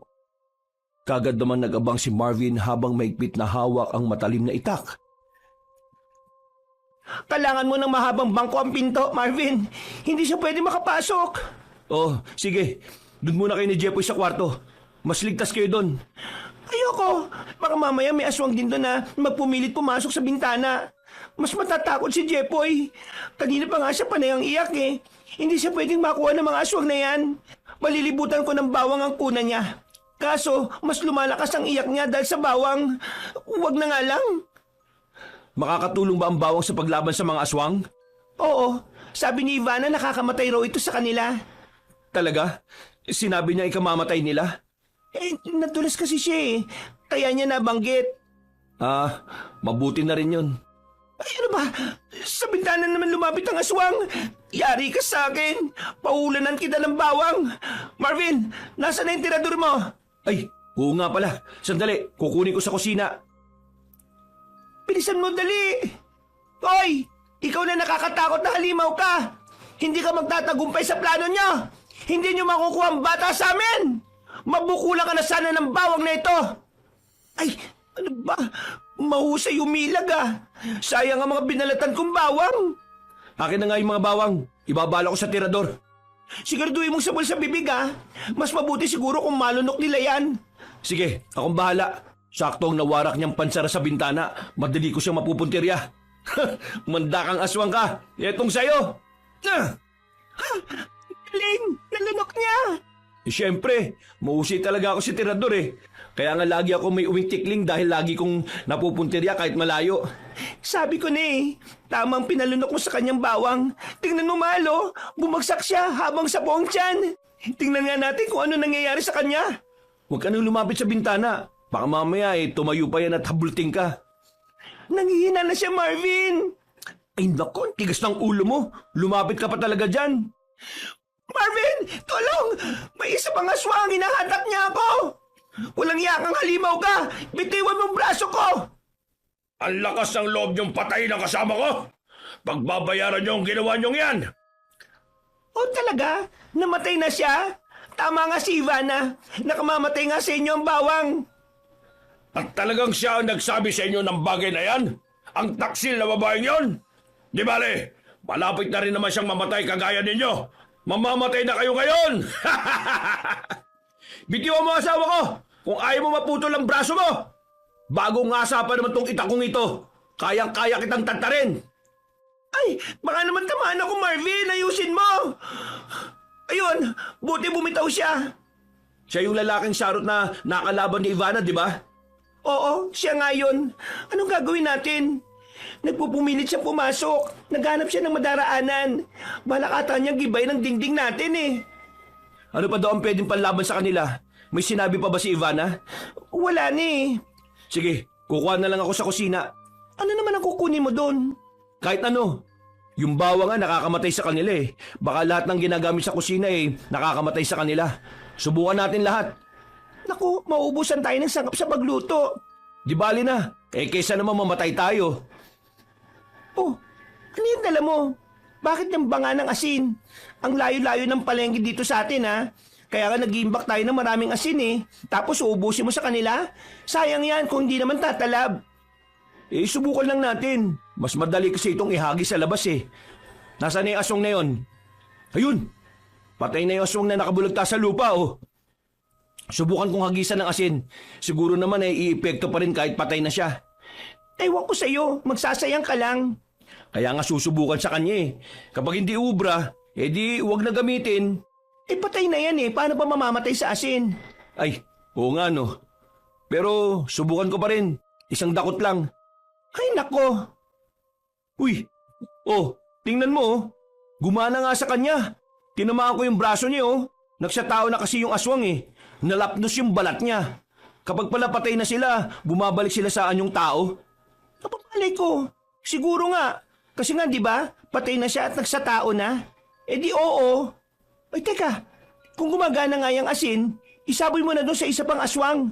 Nasaan na ba yun? Nasa kusina siya. Kinakalampag ang pinto doon. Sandali, diyan ka lang ah. Ako na bahala doon. Angas di ka na naduduwag. Nagkaroon ka lang ng bagong panlaban tumapang ka na. Habang nakikipaglaban si Marvin sa aswang, naibaling naman ni Julina ang kanyang tingin kay Jepoy. Natigilan siya nang makitang nagkaroon na naman ng pagbabago sa itsura ng bata. Halos hindi na niya ito malapitan dahil sa nakakatakot na itsura nito. Marvin! Marvin, si Jepoy! Ano?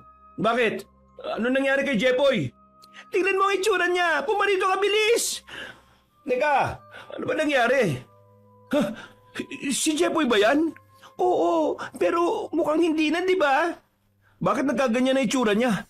Mas sumaba na yung pangil niya. Nandilisik na siya kung tumingin. At ang katawan niya, tinubuan ng mga balahibo. Anong nangyayari sa kanya? Hindi ko alam. Nakita ko na lang siyang ganyan Kaya pala kanina pa siya iyak ng iyak. Mukhang nagsasaasong na siya, Marvin. Anong gagawin natin? Natatakot ako lapitan siya, baka sakmalin ako. Oo, huwag natin siyang lapitan. Delikado. Pero umiiyak siya Nasaan na ba yung nanay niya? Ngayon pa talaga siya wala kung kailan siya kailangan ng anak niya. Wala naman tayong alam sa mga aswang na yan. Hindi pa ba siya babalik? Yan, kanina nandito yung nanay niya, sinasabi mong hindi siya yung nanay at ikaw. Ngayong nagsaaswang na yung batang yan Ngayon hindi mo na anak. Sandali, sabuyan ko kaya ng asin. Tanga ka ba? Gusto mong mamatay yan? Baka hindi naman. Baka bumalik lang siya sa dati. Huwag mo nang galawin. Hindi naman siya sumusugod Hintayin na lang natin bumalik si Ivana. Aantayin ba natin na sumugod siya bago tayo kumilos? Narinig mo ba sinasabi mo, Marvin? Bata lang si Jepoy. Kahit ganyan ang itsura niya, isa pa rin siyang walang muwang na bata na biktima ng mga walang hiyang aswang. Ay nako. Basta, sa oras na sinugod tayo ng batang yan hindi mo ako mapipigilan, Julina. Kahit walang muwang na bata yan, aswang pa rin yan. Kagaya ng mga magulang niyang lumalapa ng tao. Natigilan na mag-asawa nang makarinig ng dalawang aswang na sarot na naglalaban sa labas ng bahay. Sabay silang napasilip sa bintana para tingnan ang nangyayari. Nakita nilang dumating na si Ivana at kinakalaban nito si Gabin. Mas matapang ang babaeng aswang ng mga oras na yon dahil sa paraan niya ng pakikipaglaban. Hindi siya natatakot sumugod at tila galit na galit sa lalaki. Nakikita nila ang dedikasyon sa mata ni Ivana na patayin si Gabin. Mas naging maliksi ang babae at parang hindi nag-iisip sa pagsugod. Galit lang ang pinaiiral nito dahilan para umatras ang lalaking sarot para iligtas ang sarili. Hingal na tinanaw ni Ivana ang lalaking aswang habang tumatakas. Oh, loko! Di tumakas ka! Wala talaga kayong sinabi mga lalaki kapag nagalit ang mga babae, no? Talaga namang halimaw kayo kung magalit Oh, nandiyan na siya. Papunta siya sa pintuan. Dali, pagbuksan mo. Oh, bakit ako? O ngayon ayaw mo nang lapitan. Kasi nasaan yung aswang. Pero kapag nasaan yung tao gusto mo.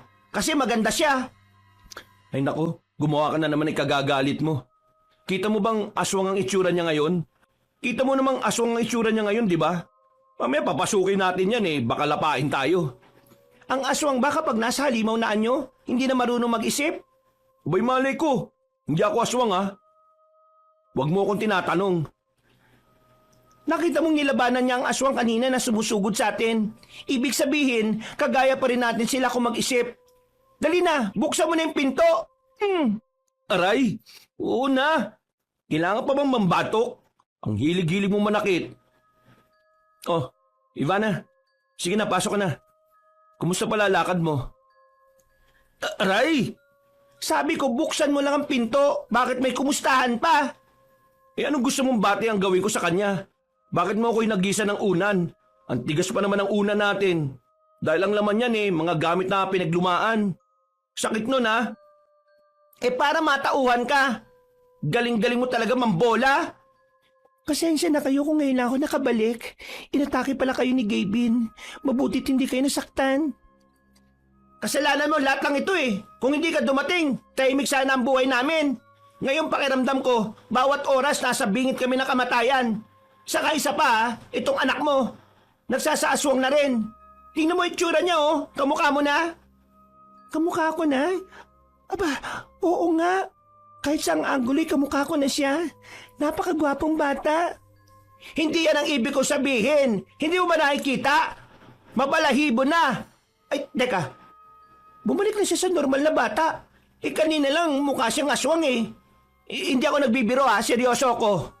Alam ko. Pero mukhang hindi ka naniniwala eh. Naniniwala ako. Napatay ko na kanina yung nagsasagawa ng orasyon para gawin siyang aswang. Talaga? Kaya pala ganyan ang itsura at amoy mo. Para kang nalublob sa isang drum na puno ng dugo eh. Sino pala yung gumagawa nun? Nakilala mo ba? Oo, yung manghuhula sa tribo namin. Nilansin niya kami. Pinaniwala niya kami sa mga maling hula. At para maisa katuparan ng lahat, niriritualan niya ang anak ko tuwing gabi para maging aswang na kagaya namin. Napakasama naman niya. Bakit daw niya yung ginagawa? Para mapatay ang lahat. Balak niyang papaniwalain kaming lahat na isang malakas na aswang si Jepoy na tatapos sa aming lahi. Kapag nangyari yon, mauubos na kami. Plinano niya ang lahat para sa paghihiganti. Paghiganti? Sinong ipaghiganti niya? Si Lurka ay hindi purong sarot na kagaya naming pinamamanahan ng binhi. Ang mga magulang niya ay niyanggaw lang at para mabuhay, sumama sila sa aming lahi. Tapos ang sabi niya, sapilitan lang siyang niyanggaw na mga nakatatanda sa tribo na sa kakayahan niyang makakita sa hinaharap.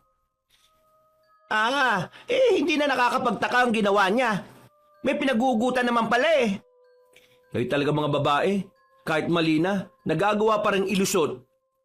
Ano na naman ay pinupunto mo? Narinig mo naman ang kwento niya, di ba? Oo na, ayaw ko na makipagtalo. Siya nga pala, Ivana. Kung natalo mo na ang luka-luka. Lurka. Lurka ang pangalan niya, hindi luka-luka.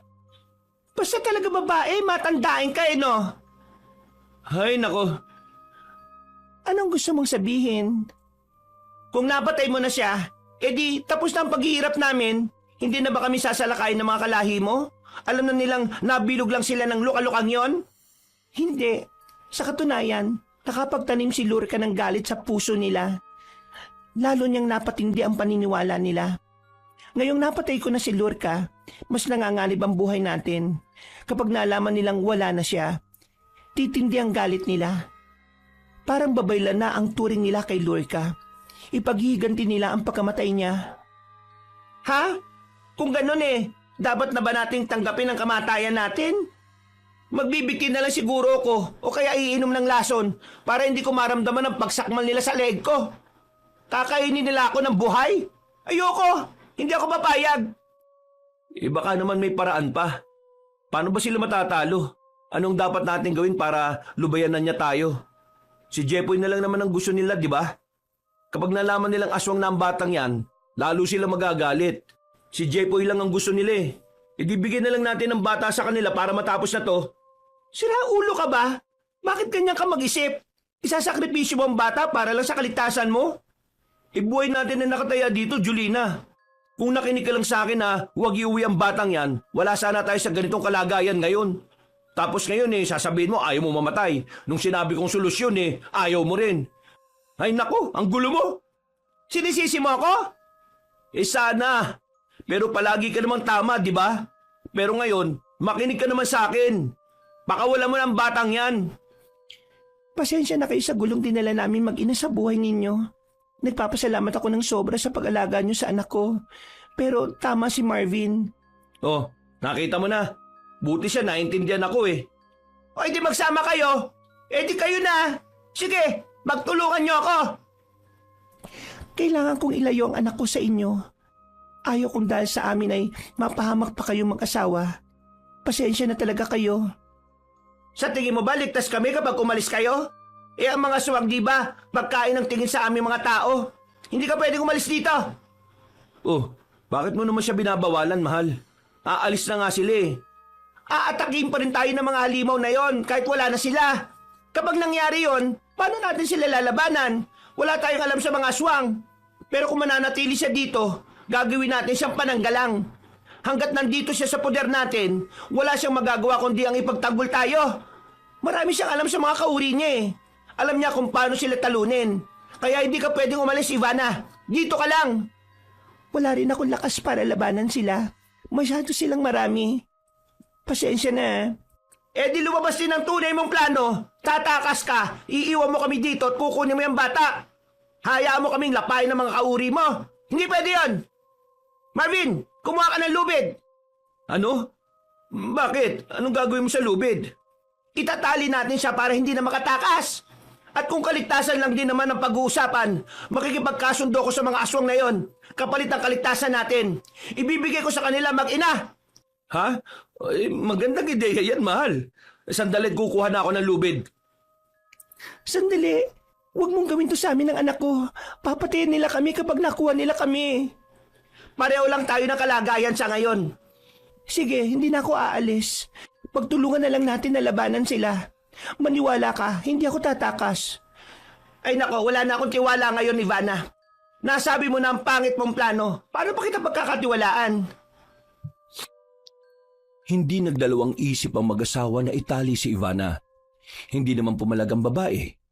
Kinaumagahan, lahat sila ay tahimik. Hindi nagpapansinan pero nagpapakiramdaman. Hanggang sa binasag na ni Marvin ang katahimikan. Hindi mo ba pakakawalan ng babaeng yan? Hindi. Papaliguin mo naman. Di ka ba naaawa sa itsura niyan? Sanay naman siya sa ganyang itsura kasi aswang siya. Sa katatakas lang yan. Palagay ko naman hindi. Kasi kung tatakas siya, sana kagabi pa lang, bago natin itali. Inatake na niya tayo. Pero hindi siya nanlaban eh. Kausapin mo na. Mukha naman payag na siyang maging tagapagtanggol natin mula sa mga kalahi niya. Naisip ko lang na umalis na lang kaya muna tayo dito. Doon muna tayo sa kapatid ko. Hindi pwede. Paano ang bukid?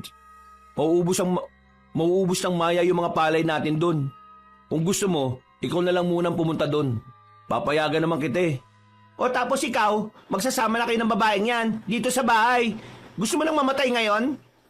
Ikaw lang naman ang nag-iisip ng ganyan eh. Ay nako, napakasilosa mo. Naniniguro lang ako. Sandali, diyan ka lang. Kakausapin ko si Ivana. Hoy, babae. Hindi ka ba nagugutom? Ayos lang ako. Paano natin matatalo mga kalahi mo? Paano nila tayo titigilan? Labanan sila at talunin. Yan lang ang paraan para tumigil sila. Ay nako, paano nga natin sila kakalabanin? Sabi mo nga, madami sila. Ordinaryong tao lang kami. Ikaw naman, nag-iisa ka lang. Anong laban natin sa kanila? Mahal, kausapin ko kaya si Elian. Baka may tulong siya. Ano ka ba naman? Makikipag-usap ka na naman doon. Palagi naman may kapalit na buhay ang pakikipagkasundo sa kanya.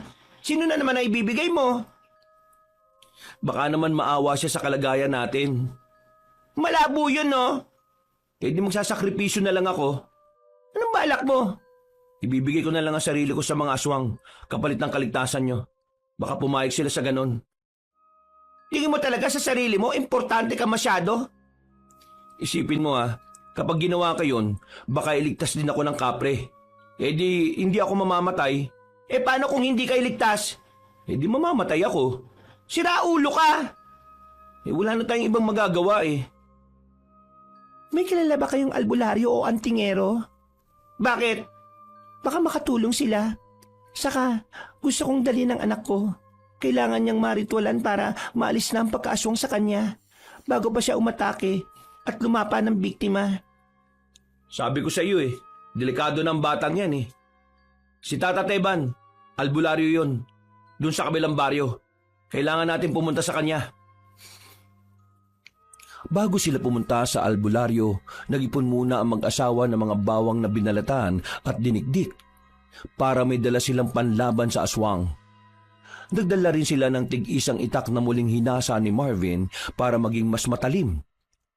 Dinala rin ng lalaki ang kanyang tirador at isang putol na galon na naglalaman ng mga batong pambala. Bumili rin sila ng ilang timba ng asin at binitbit yun. Nagdala rin sila ng ilaw na digaas na nakalagay sa bote ng babasaging alak, saka posporong pansindi. Kariton ang iniligay ni Marvin sa kanilang kalabaw dahil may gulong ito di gaya ng paragos. Puno ng kaba ang kanilang dibdib nang umalis ng bahay. Pero naglakas sila ng loob na puntahan ng albularyo sa kabilang bayan kahit alam nilang mapanganib. Dahil anumang oras ay sasalakay na ang mga aswang. Nakarating na sila sa ilang na lugar at napansin na ni Julina ang pagkabalisa ni Ivana. Bakit? Ano nangyayari sa'yo? May nararamdaman ka ba sa paligid? Nandyan na ba sila? Hindi ko pa masabi pero kinakabahan ako. Lahat naman tayo kinakabahan dito eh. Kasalanan mo to eh. Kaya tayo nalagay sa ganitong sitwasyon. Tama na. Naninisi ka na naman eh. Nandito na tayo. Wala na tayong magagawa. Kaya maging alerto na lang tayo. Eh ano pa nga ba? Para tayong susuong sa gera nito eh. Ano pa nga ba? Pero ang kalaban natin mga aswang. Sana talaga'y mabuhay pa tayo pagkatapos nito. Huwag kang mag-alala. Kahit buhay ko itataya ko para lang mailigtas ka. Kung bakit kasi hindi na lang manahimik ang mga aswang na yan eh. Hindi naman makakatotoo yung hula na pinaniniwalaan nila kung pababayaan na lang nila si Jepoy. Malay pa ng bata kung anong tungkol sa hula na yon. Hindi mo kasi sila naiintindihan eh. Dahil wala ka sa kalagayan nila. Alam mo ikaw, hindi ko talaga alam kung nasaan ka kakampi. Napakabalimbing mo. Totoo naman eh. Sila nga, hindi rin nila alam ang kalagayan natin eh. Ay nako. Naamoy ko na sila. Ano? Mawala na ang kaba ko eh. Bumalik tuloy ngayon at mas lumakas pa ang kabog ng dibdib ko. Mabuti na lang marami tayong dalang panlaban sa kanila. Ang problema lang natin, mabagal ang kalabaw. Palagi na lang nagbibilang ng hakbang si Sungay eh. Hagupitin mo na kaya Marvin, nang bumilis-bilis naman. Hindi ko pwedeng patakbuhin. Baka mahulog tayo. Walang kontrol sa pagtakbo mga hayop. Nakikita ko na sila eh. Bakit kayo nasa malayo lang sila't nakatanaw?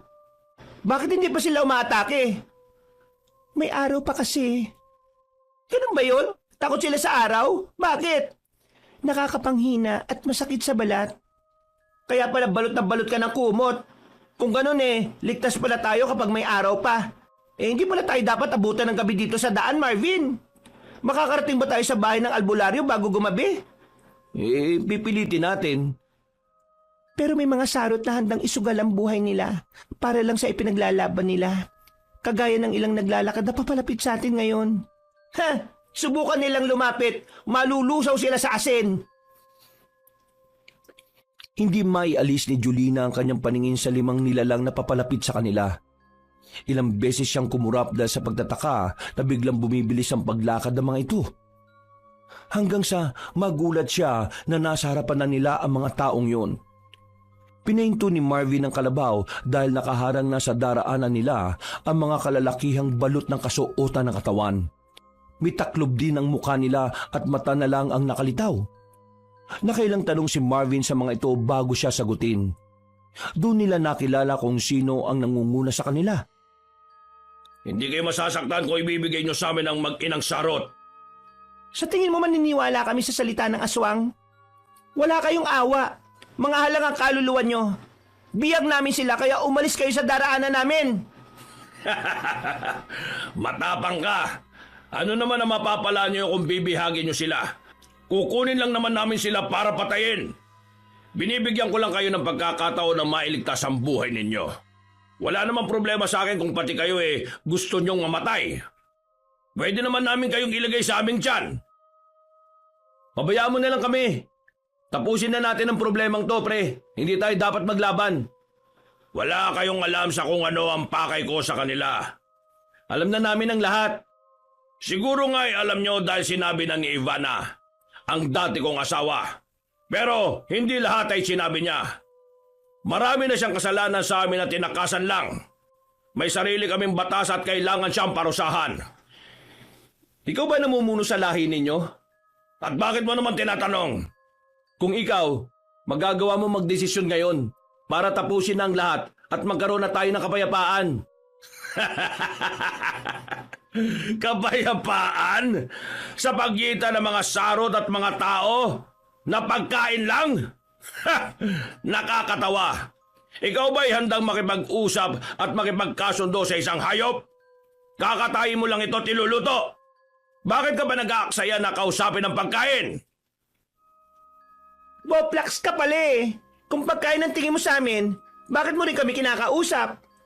Dahil nagsasalita kayo at ang mga hayop ay hindi. Huling pagkakataon, ibibigay niyo sila sa akin at makakaligtas kayo.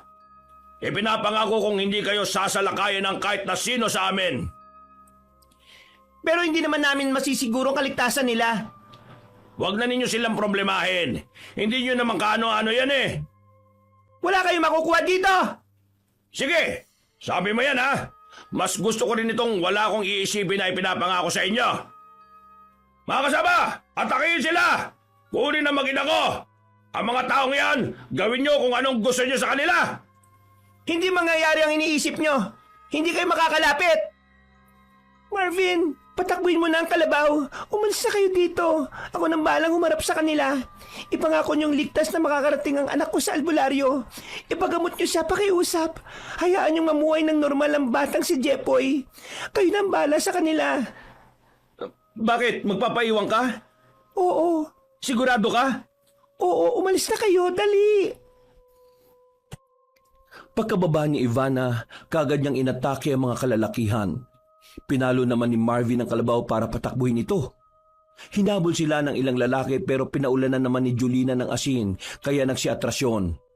Pero hindi tumigil ang mga aswang sa paghabol sa kanila. Kada may lumalapit sa kariton ay kaagad na sinasabuyan yun ng asin at tubig na may dinikdik na bawang. Dahil sa tindi ng galit ng mga aswang at sa pagkatakam nila sa karne ng tao, nagawa nilang magpalit ng anyo bilang sarot. Ang mga aswang na taong lobo, saka sila muling sinalakay. Nahablot ng isa si Marvin at marahas na hinatak. Daylan para mahulog sa lupa ang lalaki. Mga hayok sa sariwang laman ang mga halimaw kaya hindi nila iniinda ang asin na isinasaboy na Julina. Sigaw siya ng sigaw habang nakikitang pinagkakakagat ng mga aswang ang kanyang asawa. Sinindihan niya ang dala niyang gasera na may gaas at saka ibinato sa mga halimaw. Nakakailag lang ang mga ito pero hindi pa rin tinatantanan si Marvin. Paulit-ulit niyang binabato ng mga panlaban na dala nila ang mga aswang. Pero dahil sa galit ng iba sa kanya ay sinugod na rin siya. Maya-maya ay biglang kumulog kasabay ng biglang pag-ihip ng malakas na hangin. Tumilapo ng dalawang sarot na kumakagat kay Marvin. Ang kapal ng mukha niyong tikman ang pagkain ko! Hindi ko kayo mapapatawad! Bakit niyo siya nilawayan? Elian, buti dumating ka. Salamat sa pagliligtas sa akin. Pagkain kita, kaya dapat lang naipagdamot kita sa magtatangkang lapain ka! Marvin, bilisan mo nang sumamba sa kariton. Babaya mo na yung taw-awi na yan na humarap sa kanila. Dalian mo! Oo, nandyan na. Kaibigan, ikaw na munang bahala sa kanila ha. Kailangan lang namin makarating kagad kay Tata Teban. Sige na, patakbuhin mo na uli ang kalabaw, Julina. Sige. Nako, medyo nahihirapan si Sungay na makalakad. Si Taw-awi kasi gumamit ng maika ng hangin. Kausapin mo nga yung kakambal mo na yan na huwag niya tayong idamay sa ginagawa niya. Paano tayo makakalis dito ng ganyan? Sandali. Elian, kailangan namin makalis na eh. Pwede mo ba kami itulak gamit ng hangin? May kapangyarihan ka naman para doon, di ba? Anong sinasabi mo? Mali naman ang sinabi mo sa kanya eh. Baka tumilapon tayo niyan. Ha? Ano nga ba uli yung sasabihin ko dapat? Ay nako, ayan ka na naman. Iniihip na tayo ng hangin. Hawakan mo na mabuti si Jepoy at makatangayin. Napaka-bopols mo naman kasi. Hindi ko kasi naintindihan eh. Masakit ang mga sugat ko. O yan na, lumalakas na ang hangin. Kumabot kayo mabuti. Sa tulong ng kapangyarihan ng Taw-awi, nakalayo sila sa lugar na pinaglalabanan ng mga aswang. Huminto ang hangin na tumulong sa kanilang makalayo, pero halos kumain naman sila ng alikabok. Pinahinto ni Julina ang kalabaw para ayusin muna ang kanyang sarili. Luminga pa siya sa paligid at hindi na niya nakita ang mga halimaw. Malayo pa ba tayo sa bahay ng albularyo, Marvin? Palagay ko eh, malapit na tayo. Sa bandang unahan eh, may mga kabahayan na. Kumusta na kaya? Natalo kaya nila ang mga aswang? O silang natalo nila? Pabayaan mo na sila. Palakarin mo na uli si Sungay para makarating na tayo. Kailangan na magamot ang mga sugat ko. May rabies kaya ang mga taong lobo na yon? Baka mamaya eh, malapit na pala ako mamatay dahil sa rabies. Nakakaramdam na ako ng ginaw eh. Naku po, kailangan nga natin makarating. Duwag ka pa naman. Baka mamaya niyan eh, yan pang ikamatay mo. Ang kaduwagan mo, hindi ang rabis ng aswang. May hangin ako nararamdaman na umiihip mula sa itaas. Totoo ba ito o guni-guni ko lang? Hangin sa itaas. Oo. Tapos may nakikita akong imahe sa langit. Hindi ko alam kung ibon o nabubutas na ang langit. Sira ulo ka ba? Bakit naman mabubutas ang langit? Teka, nakikita ko rin ang nakikita mo. Mukha ngang ibon, pero bumubulusok malapit sa atin. Kung ganon, hindi pa guni-guni ang lahat. Nakikita mo rin ang nakikita ko eh. Hoy, sungay! Bilisan mo nga lumakad! Tumakbo ka na! May babagsak sa atin na kung ano oh. Mukhang malaki yon. Siguradong wala kang kariton at lasog-lasog tayo kapag hindi tayo nakaalis dito kagad. Tumakbo ka na! Bilisan mo! Dalian mo! Malapit na bumagsak! Nandiyan na! Ang bilis naman bumulusok niyan! Marvin ang bata! Babagsak na ang ibon! Ay! Palaka! Palaka ang bumagsak! Hindi ibon na malaki! Nasaan na? Sa kariton pa talaga bumagsak! Nayanig lang ang kariton pero hindi naman nawasak. Teka, humuungol siya. Ano ba yung bumagsak na yan? Parang kilala ko to ah. Teka nga, tingnan ko ang muka. Padapa kasing bumagsak eh. Aba, si Ivana to. Paano to bumagsak dito? Pasensya na kayo. Dala ko siya kaso nabitiwan ko habang nasa ere kami. Namputya naman oh. Dito mo pa talaga hinulog. Buhay pa kaya yan? Yang taas ang binagsakan niya. Sandali nga tingnan ko. Bakit kasi binitiwan mo? Masyado kasi kayong maliit. Ang hirap hawakan. Eh di ba nagagawa mo naman palitin ang sarili mo? Ay, oo nga pala no. Nakakalimutan ko. Nagmamadali kasi ako sa pagtakas eh. Kung di ko siya naagaw kagad, tsak na hiwa-hiwalay na ang katawan ng babaeng yan. O ano, buhay pa ba? May pintig pa naman ang pulso niya sa leeg. Ibig sabihin buhay pa siya. Pero mahina na. Kailangan na natin makarating kagad sa albularyo. Kung tumakas ka lang, ibig sabihin, hindi nyo natalo ang mga aswang? Hindi ko naman sila nilabanan. Ang babaeng yan lang ang lumaban sa kanila. Ano? Pinabayaan mo siyang pagtulungan nila? Away nila yon. Wala naman akong dahilan para makialam. Nailigtas ko naman ang pagkain ko. Kaya wala akong dahilan para makisawsaw sa kanila. Kaya nanood na lang ako. Buti nga't naawa pa ako sa babaeng yan kaya niligtas ko pa eh. Ah, ganon. Naging utang na loob pa niya ang pagkakaligtas mong kumag ka. Gumawa ka naman ng paraan ngayon para makarating tayo kagad sa albularyo para mailigtas pa ang buhay niya. Dahil kung mamamatay siya ngayon, tsak mumultuin ka niya at walang katapusan yon. Multo? Anong nilalang yon? Yun ang pinaka nakakatakot na bangungot. Sige na, kumilos ka na. Naku po. Sige, itutulak ko kayo gamit ang hangin. Kumapit kayo. Bakit yun na naman? Wala namang ibang paraan. Wala. Hihipan ko na lang kayo para makarating kagad kayo doon. Hindi na nakapagreklamo si Julina dahil itinaboy na sila ng hangin. Para silang pumasok sa loob ng ipo-ipo at tinangay. Inihinto sila malapit sa bahay ng manggagamot. Nuubo silang hinahagod ang hininga. Inis na inis si Julina dahil sa itsura niyang mukhang bruha. Sabog-sabog ang kanyang buhok at puno ng alikabok ang katawan. Pero napangiti na lang siya dahil nakarating sila ng mabilis sa bahay ng albularyo. Naabutan nila itong halos nakatulala sa bakuran dahil nakita silang biglang sumulpot. Manong, tulong po! Tulungan niyo po kami! Saan kayo galing? Mula ba kayo sa hinaharap? Aba, kayo nga! Ano kami nga? Kayo ang nakita ko sa aking pangitain na darating na may kakaibang entrada. Saang planet kayo nagmula? Ay nako, wag na hunin yung pansinin ng kakaiba naming pagsulpot. Kailangan ko po ng tulong. Kayo po ba si Tata Teban? Oo, ako nga. Ito kasing asawa ko at itong babae. Sugatan ho sila. Kailangan ho nilang magamot. Matutulungan niyo ho ba kami? Aba, oo naman. Manggagamot ako eh. May kasama pa kayong tau-awi. Buti hindi kayo nilapa. Aba kumakain ng tao yan. Nakikita niyo ho ang kapre? Hindi naman ako bulag. Sandali tatawagin ko ang mga anak ko para matulungan kayo sa pagpasok sa bahay. Pagkapasok nila ay kaagad na naghanda ang matandang lalaki ng mga gamit sa panggagamot.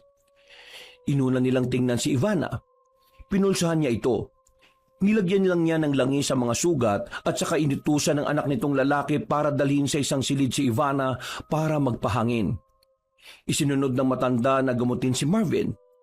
Ginamitan niya ito ng dinikdik na halamang gamot para sa mga sugat. Ipinahid ang katas at saka tinapalan ng malapad na dahon. Pagkatapos ay binendahan ng malinis na tela. Bakit po ganyan ang paggagamot nyo kay Marvin? Tapos, nagpahid lang po kayo ng langis sa sugat ni Ivana. Hindi basta-basta ang panggagamot. Palagi itong nakadepende sa kung anong uri ng nilalang ang gagamutin mo. Hindi ko siya pwedeng gamitan ng halamang gamot na ito para ng kagaya sa babaeng yon. Hindi naman siya tao, hindi ba? Paano niyo po nalaman? Matanda na ako. Tumanda na ako sa panggagamot. Marami na akong ginamot na iba't ibang nilalang. Ang masasabi ko lang, lahat sila ay nakakamangha. Mabubuhay pa po ba si Ivana? Masyado pong mahina ang pulso niya eh. Meron siyang dahilan para lumaban. Alam kong makakaligtas siya sa pagsubok na ito. Marami na siyang pinagdaan ng pagsubok. Lahat ay lalampasan niya. Imposibleng sukuan niya ito. Saka, kaya niyang pagalingin ang sariling karamdaman. Pahinga lang ang kailangan ng katawan niya. Oo nga ho pala, Tata Teban. Itong sanggol po na kasama namin, kaya niyo ho ba siyang gamutin? Wala namang sakit ang bata eh. Anong gagamutin sa kanya? Nagiging halimaw po siya. Magagawa niyo bang ibalik siya sa normal na tao? Paano kayo nagkaanak ng aswang? Hindi po namin ito anak. Anak po ito ni Ivana. Kaya pala magkahugis ang kanilang muka. Bakit gagamutin ng bata? Aswang naman pala ang nanay niya. Anak ko na po ito eh. Kaya hindi po siya pwede maging aswang. Baka po magawa niyo ng paraan. Anak niya? Na anak mo rin?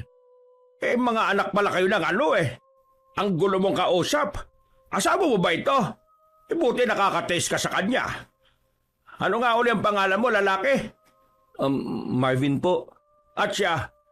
Si Julina po. Yung mga pangalan nyo saan ba hinugot ng mga magulang nyo yan? Bueno, huwag tayo magpasya para sa kapalaran ng bata. Hintayin natin na magising ang kanyang ina. Ibinilin po niya na dalhin dito si Jepoy para lunasan. Siya po nagpasya nito para sa bata. Ganun ba? Kailangan ko pa rin marinig sa kanya yon. Paano po kung matagal pa siya bago magising?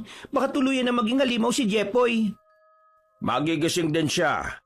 Huwag mo lang pukpukin ang kaldero ang ulo niya. Huwag mong madaliin ang lahat. Ang buhay ay isang mahabang paglalakbay na may mahabang paghihintay. Sa sinabi po ninyo, mukhang aabutin ng ilang buwan bago magising si Ivana.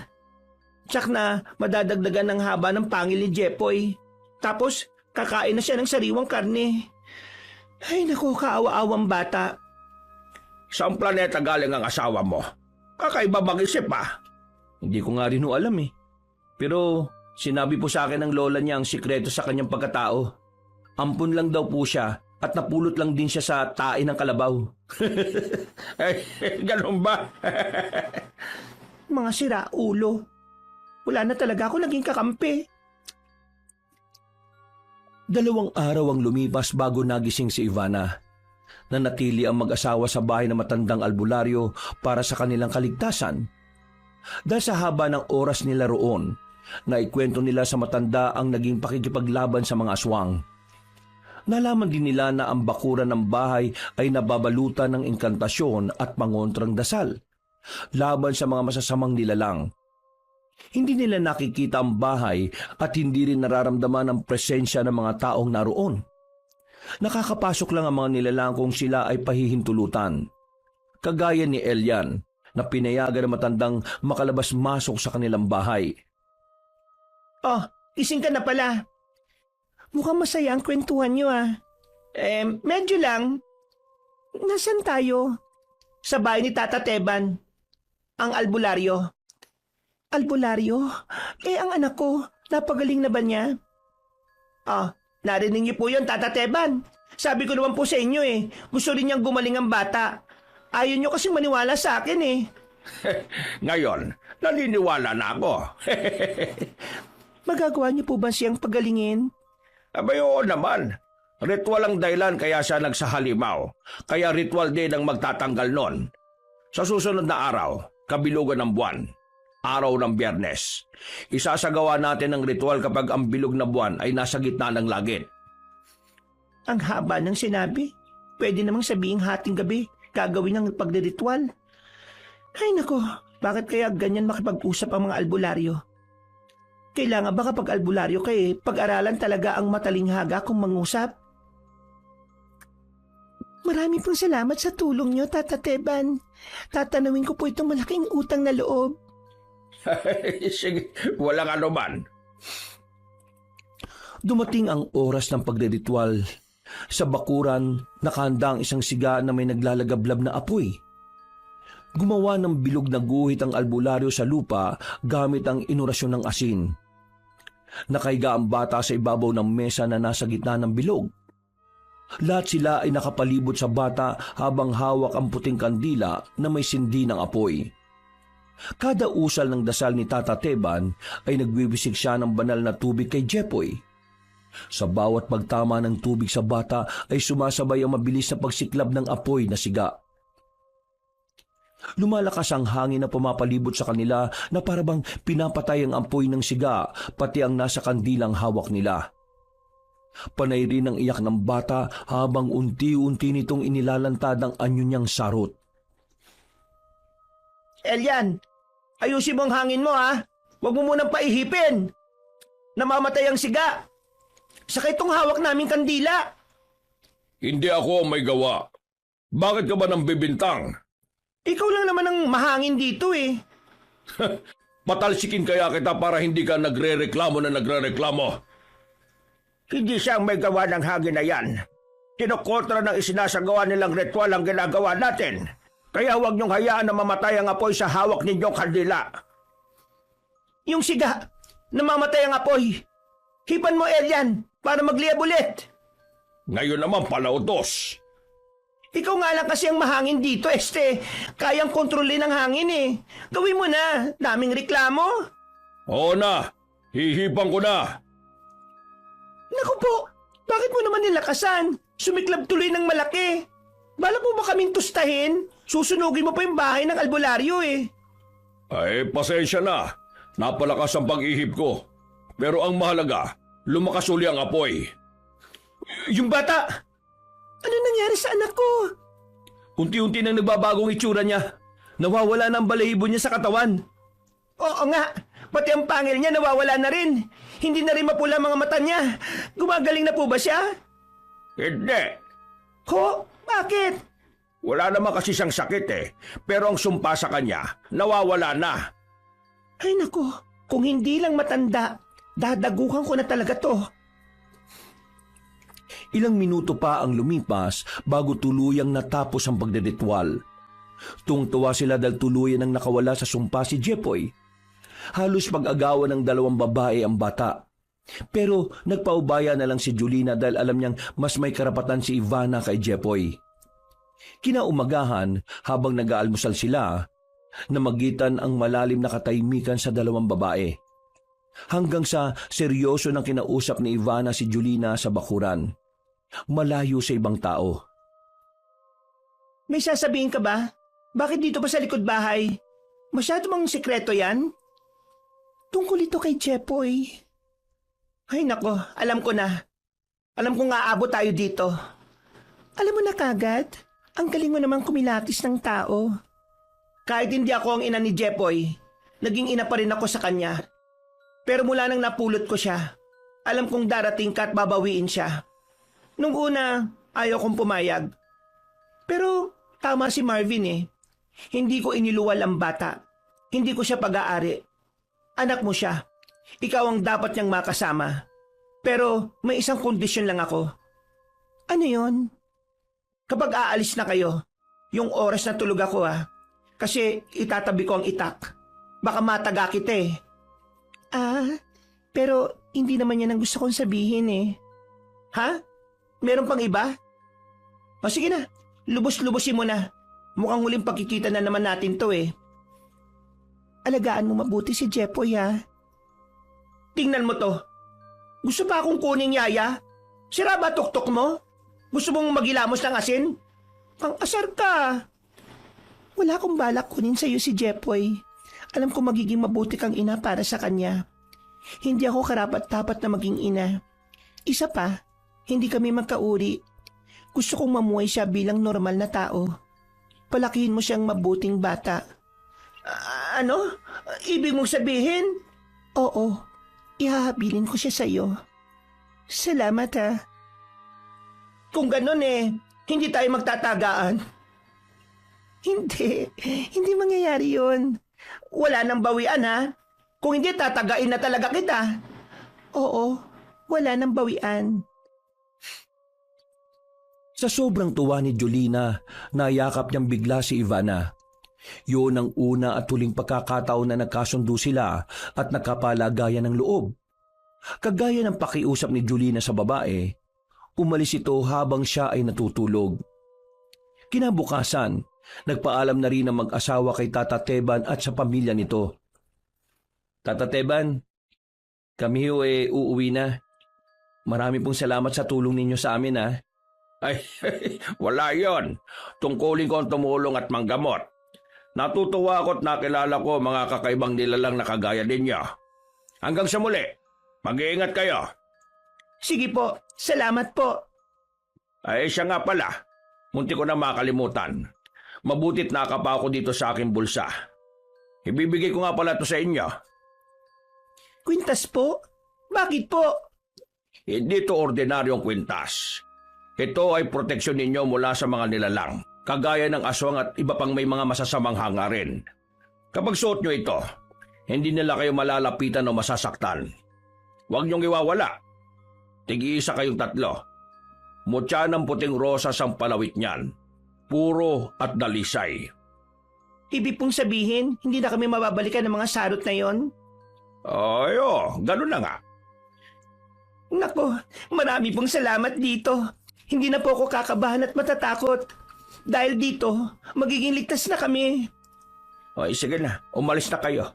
Matatagalan ang biyahe nyo dahil mukhang mabagal lumakad ang kalabaw ninyo Ay nako, tama po kayo dyan. Wala ho ba kayong mutya para pabilisin ang lakad niya? Tama na yan. Huwag ka nang humilit, baka matulad ka sa akin. Nabuhay ang naging kapalit. O sige ho, mauna na ho kami, Tata Teban. Salamat po ha. Bago makalabas sa bakuran ay nginitian nila ang panganay na anak na lalaki ni Tata Teban. Hinarang sila nito at siningil. Sinabi nito na hindi libre ang lahat dahil ang panahon ay naniningil. Walang nagawa ang mag-asawa kundi ang magbayad na lang. Hanggang sa daan ay inis na inis pa rin si Julina sa nangyari. Babayaan mo na, mahal. Baka talagang kailangan lang nila ng pera kaya naningil. Hindi, kinutungan lang talaga tayo nun. Di naman naniningil si Tata Teban Mukhang wala siyang alam doon. Ayos lang sana na maningil sa serbisyo ng matanda saka sa konsumo natin na pagkain Nag-ilang araw din kasi tayo sa kanila. Pero yung pagtulog, mga ginamit sa ritual, renta ng mga gamit sa bahay, pati yung pagpapakain daw kay Sungay at ang tinulugan niya, may renta? Akala ko talaga ikaw ang gawa ang lahat Ay nako, makakarmang lalaking yon. Makikita mo. Hayaan mo na. Ang pera, madali naman natin niyang kikitain. Kapag nag-anihan na sa bukid, makakabenta na tayo ng mga palay. Ay, sa bagay. Kaso nayayamot pa rin ako Ang pangit pa naman ng mukha ng lalaking yon. Mukhang sugarol. Baka lulusayin lang niya yung pera sa bisyo niya Ang mahalaga, mahal, wala tayong naging utang na loob sa kanila. Kasi binayaran natin sila sa lahat O sige, yan na nga lang ang iisipin ko para mawala ang inis ko. Ang mahalaga rin, hindi na aswang si Jepoy. Hindi na siya mukhang daga na ngangat-ngat ng tsupon. Ay nako, salamat talaga kay Ivana dahil iniwan niya sa atin ang batang ito. May anak na tayo, Marvin. Talagang anak na rin natin ang batang ito. Oo nga Payag ka na? Ano pa bang magagawa ko? Nandyan na yan. Tsaka tingnan mo, nakakahawi ko na nga yung batang yan Paano ko pa itatakwil yan? Kawig mo na? Parang binabangungot ka yata O baka nagugutom ka na? Sige na, patakbuhin mo na yung si Sungay at makauwi na tayo kagad. Pagluluto kita ng masarap na pagkain pagka-uwi. Talaga? Oo. Uy, gusto ko yan kapag ganyan. O kaibigan, ipan mo uli kami para makarating kagad kami sa bahay. Anong kapalit? Oh, bakit nandito pa tong kapre na to? Akala ko ba sabi ni Tata Teban, hindi na makakalapit ang masasamang nilalang sa atin. Bakit nandito siya? Aba, hindi ko alam. Kanina pa natin kasama yan eh. Nakasunod lang. Di mo ba napansin? Ay naku, kapag minamalas ka nga naman. Peke yata tong kwintas na binigay niya eh. Baka hindi talaga masamang nilalang si Elian, kaya ganun. Paano mo nasabi? Itsura pa lang yan eh, masama na. Ugali pa kaya? Nainis ang Tau-awi sa sinabi ni Julina kaya hindi pa sila nito.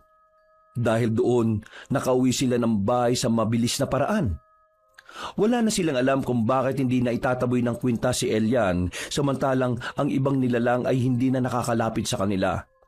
Lalo na ang mga aswang. Mula noon, namuhay na silang masaya at payapa. Nabuo na rin ang pamilyang pinapangarap nila dahil sa pagdating ni Jepoy sa kanilang buhay. Itinaguyod nila ang bata hanggang sa makapagtapos ng pag-aaral at magkaroon ng magandang buhay. Wakas,